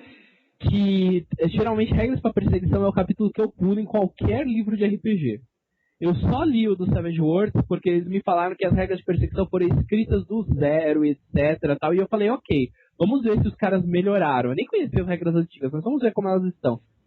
E pela primeira vez eu achei regras de perseguição que eu mais ou menos entendi desde o começo. E eu achei muito legal. Não, são muito boas. Elas servem pra várias coisas, desde perseguição a pé, como até dogfights, assim, né? Lutas no ar e tal. Exato. Aí você tem resolução de situações dramáticas. Aqui é o Skill Challenge de D&D quarta edição, copiadaço. Eu usei e foi muito bom. Não, é ótimo. Então. Você usou? Chegou a usar? Usei. Foi muito divertido, muito legal. Basicamente você tem que conseguir 5 sucessos em 5 turnos. Na verdade você tem que conseguir 5 sucessos antes de perder, não é isso? Então, antes de dar os 5 turnos. Ah, certo. Entendi. Sendo que você vai puxando cartas, e cada carta que você pega significa alguma coisa. Então, se você puxar uma carta de paus, por exemplo, fudeu, aconteceu uma complicação enorme enquanto você estava fazendo isso. É muito legal. Verdade, bem legal. Que mais? Medo. Aí você vai... medo, que eu não usei. Eu também não usei, mas porque se você quiser fazer uma aventura de terror, ou colocar um cara, um grande vilão, mais aterrorizante e tal, é muito legal. O seu personagem pode até ter um ataque cardíaco. É bem interessante. Regras de Todas essas regras têm uma página, a maioria delas. Exato, esse que a gente está falando tem uma página. Agora vem hazards, então... Fome, sede, frio, fadiga, doença, veneno, tudo isso. Se afogando, caindo... Todas essas regras adicionais para você fazer coisas estranhas com os seus jogadores. E são todas bem simples. Tem uma regra interessante que são os interlúdios. É bacana. Que é basicamente para o seu personagem narrar um flashback.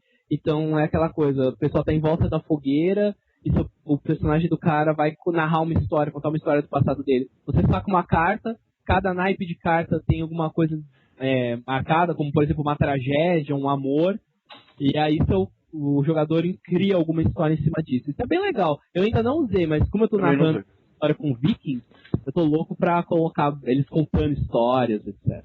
E agora vem o que eu achei fantástico, que são regras para batalha em massa. Quem é o mestre que nunca quis uma regra decente para fazer batalha entre exércitos? Uma regra decente existiam, né? Elas só não eram fáceis. Verdade. E, o Savage Worlds, ele resolve isso super simples. Ele tem uma série de coisas, o seu exército está em vantagem, não sei o que. Você faz algumas rolagens e terminou. É ótimo, sério. Eu não vou entrar em detalhes, mas são ótimas as regras de batalha em massa. Para qualquer um. E a coisa que você pode usar em qualquer sistema.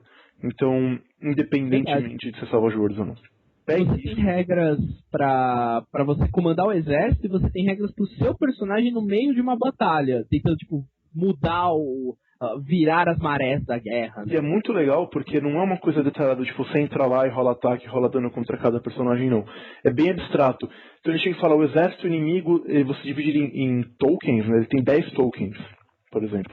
E você vai lá, pula o seu personagem no meio, faz um teste, e você fala, seu personagem tomou tanto de dano, mas tirou 2 tokens. Você ganhou uma grande vantagem estratégica, você matou trocentas pessoas porque você foi o Gets, alguma coisa assim. É muito legal. Tem uma coisa pra ser épica, cara. Demais. Um potencial de epicness absurdo.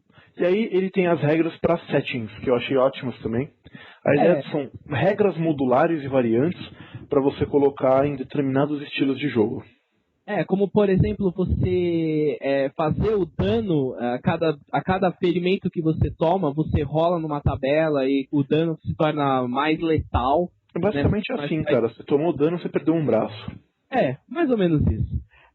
Você tem regras também voltando pro dano. Você normalmente não pode gastar um Bene para fazer uma rolagem.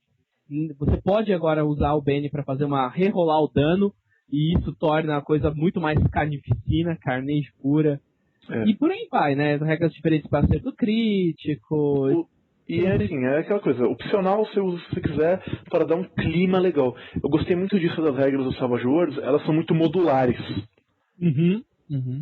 Regras para você tirar os pontos de poder, né? Que é o combustível para as magias, a gente vai falar, acho que é o próximo capítulo. É bem interessante isso. Mas tem regrinha. Agora eu tô vendo aqui, tem uma regra de especialização de perícia que eu tinha perguntado. Tem, verdade. Bom, conflitos sociais, que também são regras simples. Super simples. Basicão, regra para viagem, para veículos mais detalhadamente, virar veículo, atirar em veículo, fazer manobra, colisão, entre 300 mil coisas para veículos, mas... Esse capítulo ele é bem legal, ele vai cobrir... Ele é o que dá o caráter genérico pro Savage Worlds. E deu em poucas páginas, eu acho que esse capítulo tem, 15 páginas. Não, o livro inteiro tem 160 páginas, isso não é nada pros padrões de RPG modernos. Verdade. Podemos ir pro próximo? Podemos. Fala um pouquinho aí das magias. Então, o próximo capítulo são os powers. A gente tá falando magias, acho que a gente jogou... Fantasia. Mas esse capítulo, basicamente, ele traz... Estamos falando de um sistema genérico, né? Ele traz aquela solução que eu, pelo menos, encontrei antes no Mutantes e Malfeitores, que é você falar que não importa o que você tem, se é um superpoder, se é uma magia que seu Deus te concede, um milagre que você está realizando, se é uma magia porque você é um conjurador arcano de alguma coisa, se você às vezes é um cientista maluco que cria uma pistola de raios, não importa. Você tem os poderes sendo genéricos, como você tem raio ou bolt. Raio pode ser tanto um relâmpago que você solta, como um milagre que seu Deus te concede, que causa um raio luminoso que destrói um morto-vivo, uma arma de raios que você tem, o Ciclopes jogando rajadas ópticas, pode ser tudo isso. Basicamente, para você ter acesso aos powers, você precisa de um Edge, que é o Arcane Background, ou, sei lá, Mythic Background. Ele na verdade, é Arcane Background e você divide. Ele divide mágica, milagres, superpoderes, ciência, bizarra, por aí vai, psionico e por aí vai. Cada poder vai ter custo em pontos de poder. Esse custo vai ser 1, 2, 3, eu não vi coisas que passavam muito disso. A única diferença é superpoderes, que nunca tem custo. A diferença é os superpoderes que nunca tem custo, mas a gente não entrou muito no... Eu achei a parte para superpoderes bem rasinha, assim. Mas o Companion expande muito, muito. Então eles têm um Companion Super que tem muita coisa. É tipo um GURPS Super versão Savage Worlds, assim. Pô.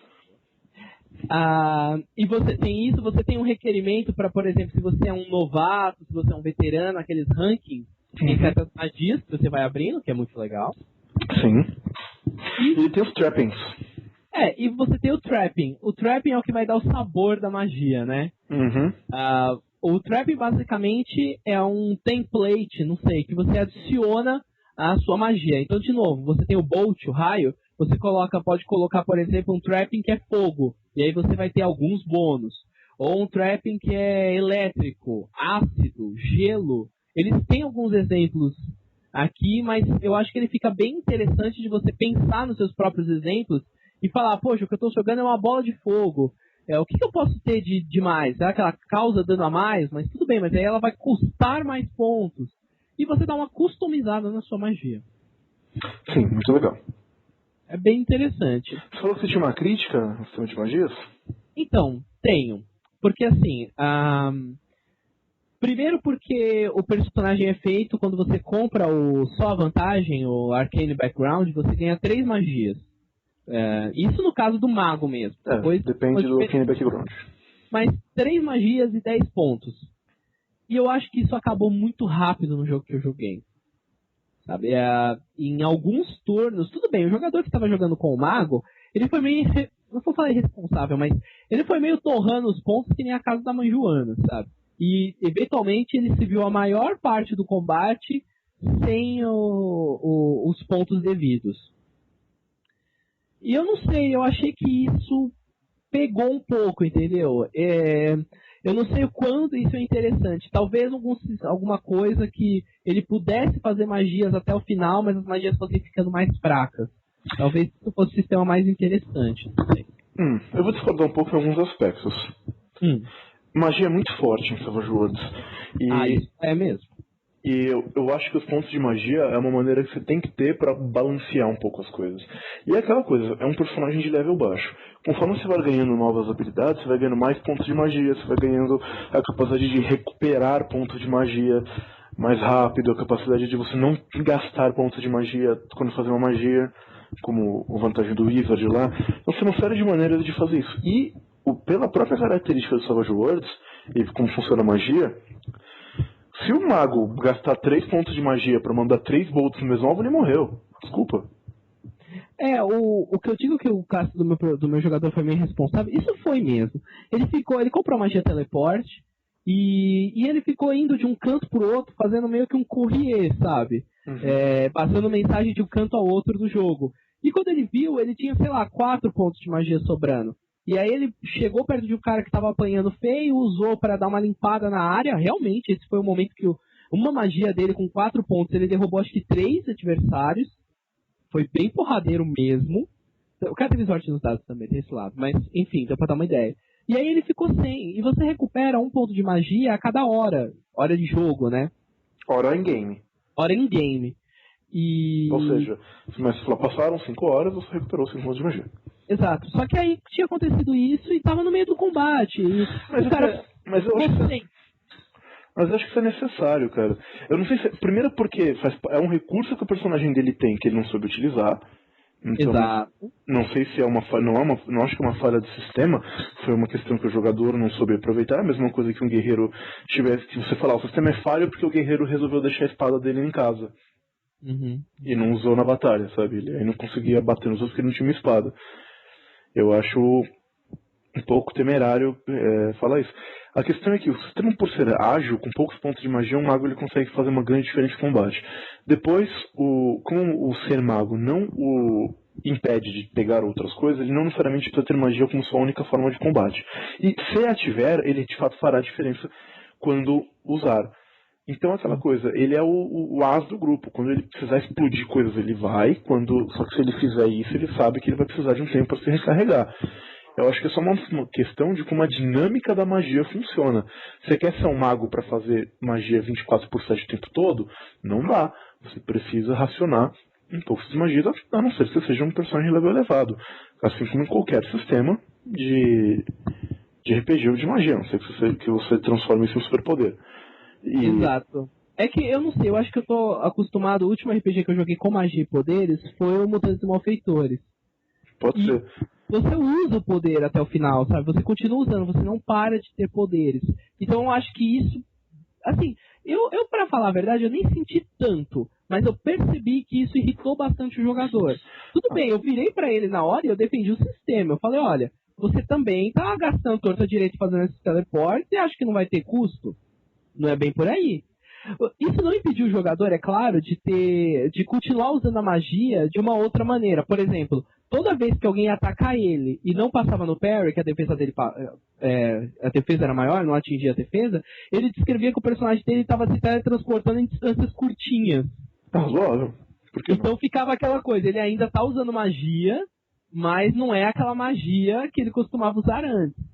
Né? Isso ficou legal assim, no estilo do jogo. Mas eu percebi que pro jogador foi uma coisa que ficou pesada, assim. Aí eu falei, putz, não sei, eu fico com isso na cabeça, mas eu preciso de mais sessões pra pensar nisso direito. Mas eu não vou concordar com o jogador, não. Eu acho que isso é choro de jogador. E é a mesma coisa do cara chegar e falar, poxa, o cara joga D&D e chegar e falar, poxa, você é ruim de magia ruim. Mas caramba, cara, você acabou de pegar um dragão vermelho, explodir o dragão vermelho com 8 magias seguidas, e agora você tá triste que você não tem magia pra matar o Goblin? É verdade, isso é. Não, teve um pouco de mimimi de jogador. É que eu sou muito mãe com os meus jogadores. Eu não sou do teu coração, não. Cara, eu joguei a D&D, cara, eu era mago de level, eu tinha uma magia por dia, porra!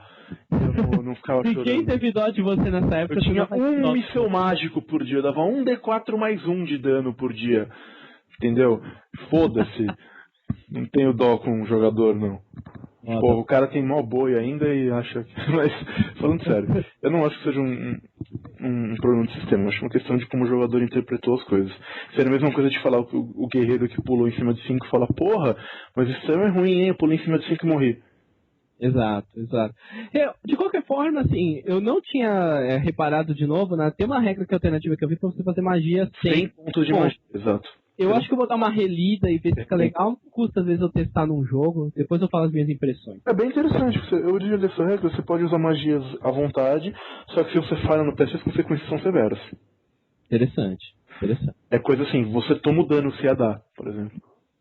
Mas acho que às vezes pode ser uma troca que eu posso fazer com esse jogador, não sei. Ele prefere. Eu provavelmente vou testar. Eu quero testar o máximo desse sistema possível nas próximas aventuras. Fantástico. Bom, aí você tem um capítulo, só pra fechar aqui, a gente tá ficando sem tempo, mas você tem um capítulo que é do mestre, e ele basicamente dá dicas de mestre. O que você achou do capítulo? Achou bom? Eu achei muito legal, principalmente pro mestre iniciante. Ah, sim. Eu achei que ele traz bastante coisa legal, desde assim, como você unir um grupo de jogadores, escolher um dia da semana pra jogar e tal, até depois ele falar, tá bom, como é que é um cenário? Escolha algumas frases que vão descrever o seu cenário curto, o clima do cenário. Eu acho que pro mestre que é mais experiente, o cara vai estar falando coisa e vai falar, bom, é o óbvio. Mas para um iniciante, ele é curto e grosso. Em poucas páginas, eu acho que ele traz alguns bons guidelines para você, para o seu jogador. Também acho. O capítulo seguinte, você quer falar mais alguma coisa? Capítulo de mestre? Não, acho que não. Capítulo seguinte, achei bem escrito, achei boas as dicas. Legal o capítulo. Beleza. O capítulo seguinte é um bestiário. Com regras, inclusive, para como fazer o seu monstro. Bem legal. Ele traz um monte de criaturas, algumas de fantasia medieval, então você tem dragões, orcs, você tem mechas, ciborgues, tanques de guerra. Por aí vai, né? Uma coisa interessante é que ele fala que o Savage Worlds ele não é um sistema feito pensando naquela coisa tipo, o meu grupo é um grupo de nível tal, então vai enfrentar um determinado número de monstros de nível tal, não. A ideia é, o mundo está aí, o seu grupo vai enfrentar um dragão no level 1 e vai perder. Mas tem que ser um bom senso aí na hora de fazer a coisa. Tem uma hora que ele até fala, não construa suas fichas com pontos, suas fichas de inimigo, né? De NPCs, com pontos, etc. Coloca quanto você acha que o cara tem que dar de dano, quanto você acha que tem que ser o ataque para ficar mais ou menos fácil. Ele até tem uma regrinha mais ou menos para você ter uma noção se está equilibrado, mas basicamente ele fala, cria e vai on the fly. Exato. E eu acho que com uma rodada, um jogo, um combate, você já tem uma certa experiência. Tipo, você já sabe que entre uma defesa 5 e 8 há um abismo de diferença. Exato. E ele coloca uma série de regras legais, tipo, o cara pode subir na parede, o cara é morto-vivo, o que acontece se é morto-vivo, o cara dá stun, o cara dá veneno, o cara é invulnerável, o cara se regenera. Então você pode montar o monstro que você quiser. É muito legal. É bem legalzinho. Qualquer coisa, um bestiário maior você falou que tem no Fantasy Companion. É legal.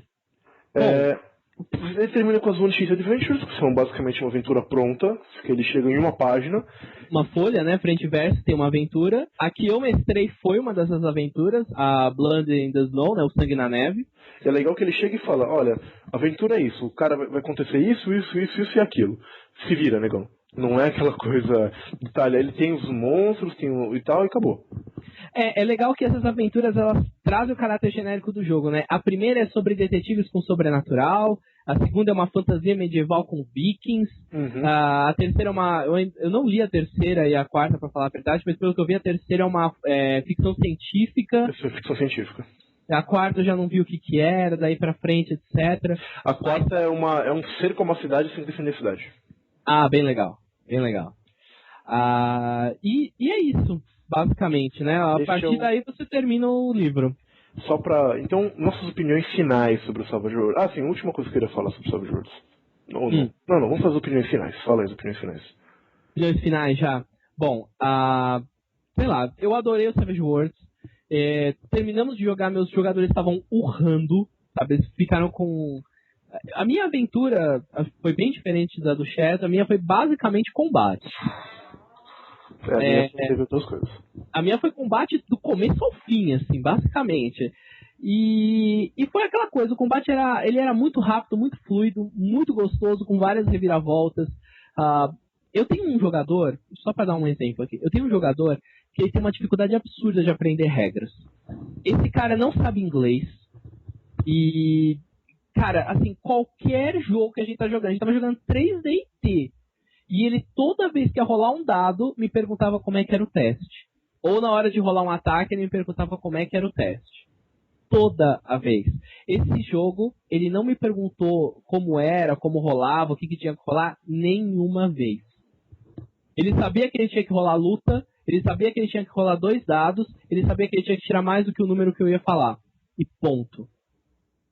Ele só rolava e já ligava e eu já olhava, bom, você passou com tantos raids, etc e tal, mas ele já estava com o dado na mão, etc. Foi extremamente fácil de rolar esse jogo. E o cara não sabe inglês. Tem essa também. Que é uma coisa tão interessante. Mais alguma opinião? Acho que foi isso. Testem Savage Worlds. Minhas opiniões. Eu adorei Savage Worlds. Um dos meus sistemas se tornou um dos meus sistemas favoritos. Eu acho que, desde que você queira dar uma impressão pulp ao seu jogo, ele funciona muito bem com qualquer cenário. Ele não vai funcionar se você quiser botar, assim, o medo de Jesus Cristo nos seus jogadores. Não, joga Call of Cthulhu. Mas se você quer jogar uma versão de um jogo de Cthulhu em que você tem uma certa característica pulp, você vai rodar, que é uma maravilha. Então, desde que seja pulp, o seu jogo vai ficar muito bom. O sistema é uma delícia, super fácil de aprender. Eu ensinei pra muita... Eu mestrei pra 7 jogadores esse sistema e conseguiu ser viável. Tem jogos que seria impossível. Então, ele é muito bem feito, ele é ótimo. A única crítica que eu tenho ao Savage Worlds é que ele é muito modular. Então, o sistema básico dele, até por ser um livro curto e barato, ele tem guidelines para fazer praticamente qualquer coisa, mas se você quiser maiores especificidades, você vai ter que ou criar ou entrar nos suplementos. Por exemplo, no jogo de fantasia medieval ele não tem regra para item mágico. Verdade. Porém, no Fantasy Companion, que é um suplemento para Savage Worlds, ele tem regras deliciosas de item mágico, extremamente bem feitas. Então, ele é muito modular nesse aspecto. Ele tem diversos cenários extremamente interessantes.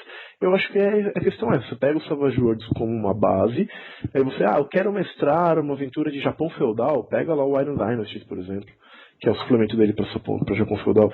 Eu quero mestrar terror, pega o Cthulhu. Eu quero mestrar fantasia medieval, pega o Hellfrost. Mas, sozinho, eu acho que ele é bom, mas ele se torna épico, grandioso, fantástico, quando acompanhado por um dos seus suplementos específicos. Bem legal. Eu aconselho realmente as pessoas olharem no site da Retropunk e procurarem o Quick Start, que eles têm lá traduzido. Eu acho que tem algumas regras, etc. O PDF desse livro você consegue comprar do Deluxe por $15 no Drive-Thru RPG. Exato. Ou ainda tá R$ 9,90 o Explorers Edition? Tá. Explorers Edition você pode comprar tá o PDF. na verdade. PDF por $7, na Amazon é R$ 9,90, no Book Depository, que não tem frete, é ainda mais barato. How far you can go, né? Pois é.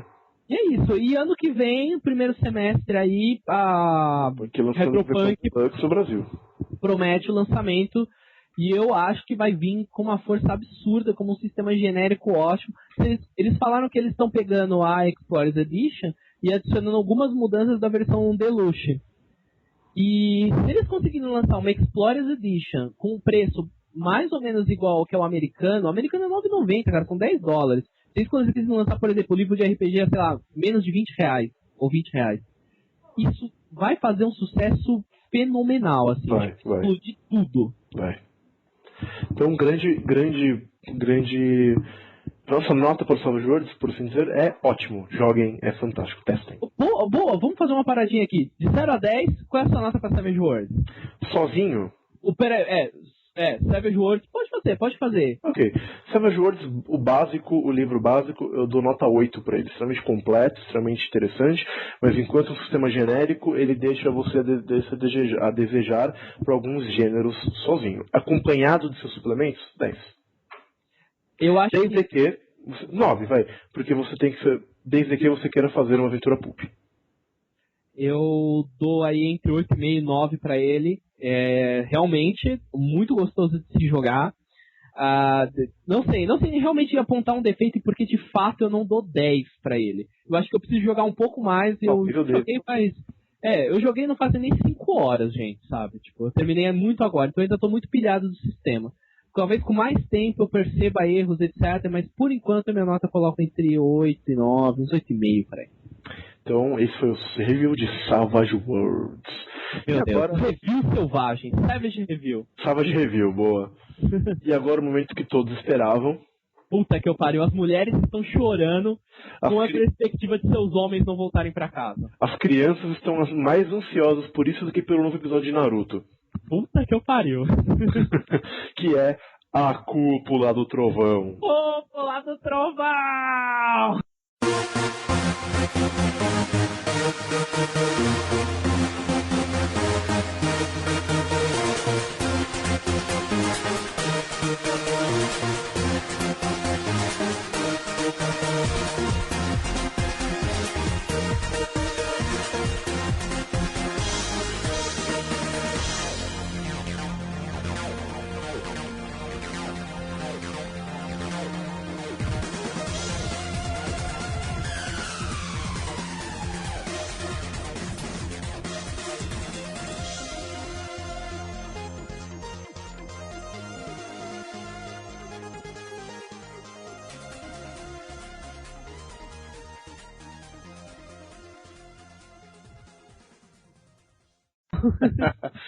Então vamos lá, qual é o tema de hoje? Beleza, qual vai ser? Quem começa hoje? Bom, pode voltar. Eu comecei da outra vez dando tema pra você pode começar dando tema pra mim dessa vez. Não, ou foi o contrário? Não, da última vez você me deu o tema, então eu te dou o tema dessa vez. Beleza, manda. Tudo bem. Eu tinha pensado num tema, mas a gente falou uma coisa no meio do jogo, do meio do review, que me fez mudar. Então o seu tema é Power Rangers. Então é Power Rangers. Power Rangers. Valendo! Eu não quero fazer isso. Porra, fechou. Nossa. Eu não quero fazer o óbvio, que seria uma aventura de Super Sentai. Então o que eu... Pois é. Então o que eu faria é... Os vilões da minha campanha, seja eles a campanha do que for, iam ser um grupo de 5 pessoas que normalmente tem uma identidade comum e qualquer, do tipo 5 reis, 5 aventureiros, 5 líderes magos, 5 capitães de nave sci-fi, não importa. 5... Alguma pessoa que tem uma vida normal, mas que, quando eles precisam agir e fazer os seus planos de vilão, eles passam para sua verdadeira forma. Eles então se tornam um Sentai de vilões, assim. Cada um deles... Sentai de vilões. Exato. Cada um deles com uma característica especial, pode até ter uma cor, um cara se veste de preto, outro cara se veste de verde, cada um com suas habilidades específicas. Um deles é mago, o outro luta pra caralho com uma espada, o outro luta pra caralho com outra coisa. E eles são os vilões do grupo, e eles, diferentemente de vilões, assim, eles sempre enfrentam os jogadores no grupo de 5, fechadinho. E eles podem combar seus poderes, todas as características de Sentai, com a diferença que eles são vilões e que você não sabe a identidade verdadeira deles, porque eles podem ser o seu rei, o líder da sua ordem de paladinos, sei lá, o seu pai, se você quiser fazer um drama maior. Então essa é a minha ideia para Power Rangers. Legal, meio Power Rangers, meio Illuminati. Por aí. Usando a questão de você morfar para outra coisa e você ter identidade secreta, como sendo os vilões, e a questão do Super Sentai para a maneira como esses vilões se organizam. Beleza, muito legal. Você tinha pensado em alguma coisa? Nada, esse não era o meu tema. No meio do jogo que você falou Power Rangers, eu falei, legal, eu vou usar isso. Ok, posso mandar? E aí eu falei, você, manda. Código de Processo Civil. Puta, você tá zoando. Código de Processo Civil? Exato. Caralho, o que é o Código de Processo Civil? Como que é o Código de Processo Civil? O Código de Processo Civil, que tipo de lei tem no Código de Processo Civil? Sei lá, velho, você tem a frase, se vira. Ah, você tem a frase, eu posso ir no que eu quiser aí do meio? Tá bom. Deixa-me pensar um minuto. Eu não sou tão rápido quanto você, principalmente quando seu tema é cuzão como esse. Porra, eu tenho uma ideia. Que era uma coisa que eu queria ter feito num jogo e não fiz. Eu não sei quantas pessoas já pensaram isso, mas eu adoro filmes de tribunal. E eu faria uma aventura baseada num filme de tribunal. Eu faria uma sessão antes com os personagens, de alguma maneira, um deles sendo incriminado. E nas sessões seguintes, o plot, sei lá, da próxima parte da campanha, seria o julgamento desse cara. Então eu dividiria o grupo, colocaria esse cara meio que numa prisão e aquela coisa. Fica aquela parte de filme carcerário, que o cara tá na prisão, aí os caras mais fortes querem brigar com ele, o cara tem que aprender a se virar, vai ficar um colega de cela que é um estuprador, alguma coisa nesse sentido.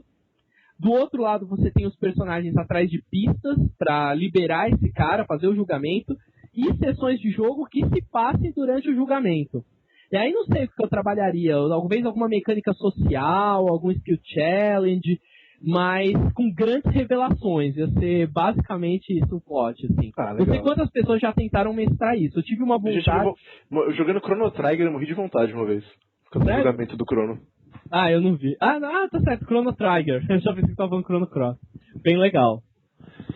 Mas bem diferente da minha ideia original, mas legal a sua ideia. Qual era a sua ideia original? Cara, olha a viagem que eu bolei com isso. Vai lá, advogado, manda ver, brilha. Então, não, veja só. Eu tinha pensado em uma aventura de sci-fi ou cyberpunk, alguma coisa assim, em que os jogadores estariam investigando uma grande corporação que tinha braços e ramos em tudo, desde mídia até comida, até roupa, até tudo mais, e eles descobririam que o grande plano desta grande corporação maligno era o Código de Processo Civil, que na verdade eram diretrizes e formas que eles deveriam seguir para processar a sociedade civil, como se fosse um item manufaturado de uma indústria. Você põe a sociedade de um jeito, ela vai sair do outro lado de outro jeito. Um plano que estaria em produção por séculos, por milênios, e que no final eles teriam a sociedade ideal que o criador deles planejou há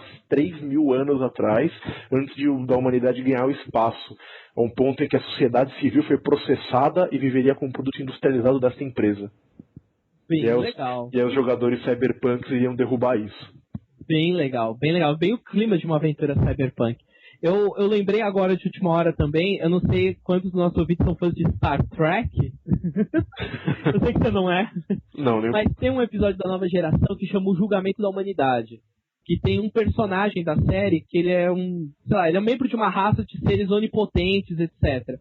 E ele vai à porta da Enterprise do nada e ele resolve fazer o julgamento da humanidade junto com a Enterprise. E ele vai falando de tudo que a humanidade fez de ruim. E cada hora ele está se vestindo de uma maneira. Então ele começa a julgar do tempo antigo, ele está como um centurião romano, depois como um conquistador espanhol, até quando chega a parte do Guerras no Futuro, que ele está com uma armadura mais futurista. e as pessoas tentando que convencer esse cara que com instalar de dedos pode transformar a Enterprise numa banana, que a humanidade tem por que estar lá, tem esperança, etc e tal. Isso é bem legal, fica uma coisa bem interpretativa e é um dos melhores episódios da série, assim, é muito legal. Legal. Então, ouvintes, este foi o seu terceiro, quarto? O seu terceiro escudo do mestre. Porque, lembrem-se, podem até haver podcasts melhores por aí. Mas só o escudo do mestre tem o review de Savage Worlds. Então fiquem conosco e até a... Quer dizer, não fiquem conosco, mas escutem-nos e até o próximo escudo do mestre.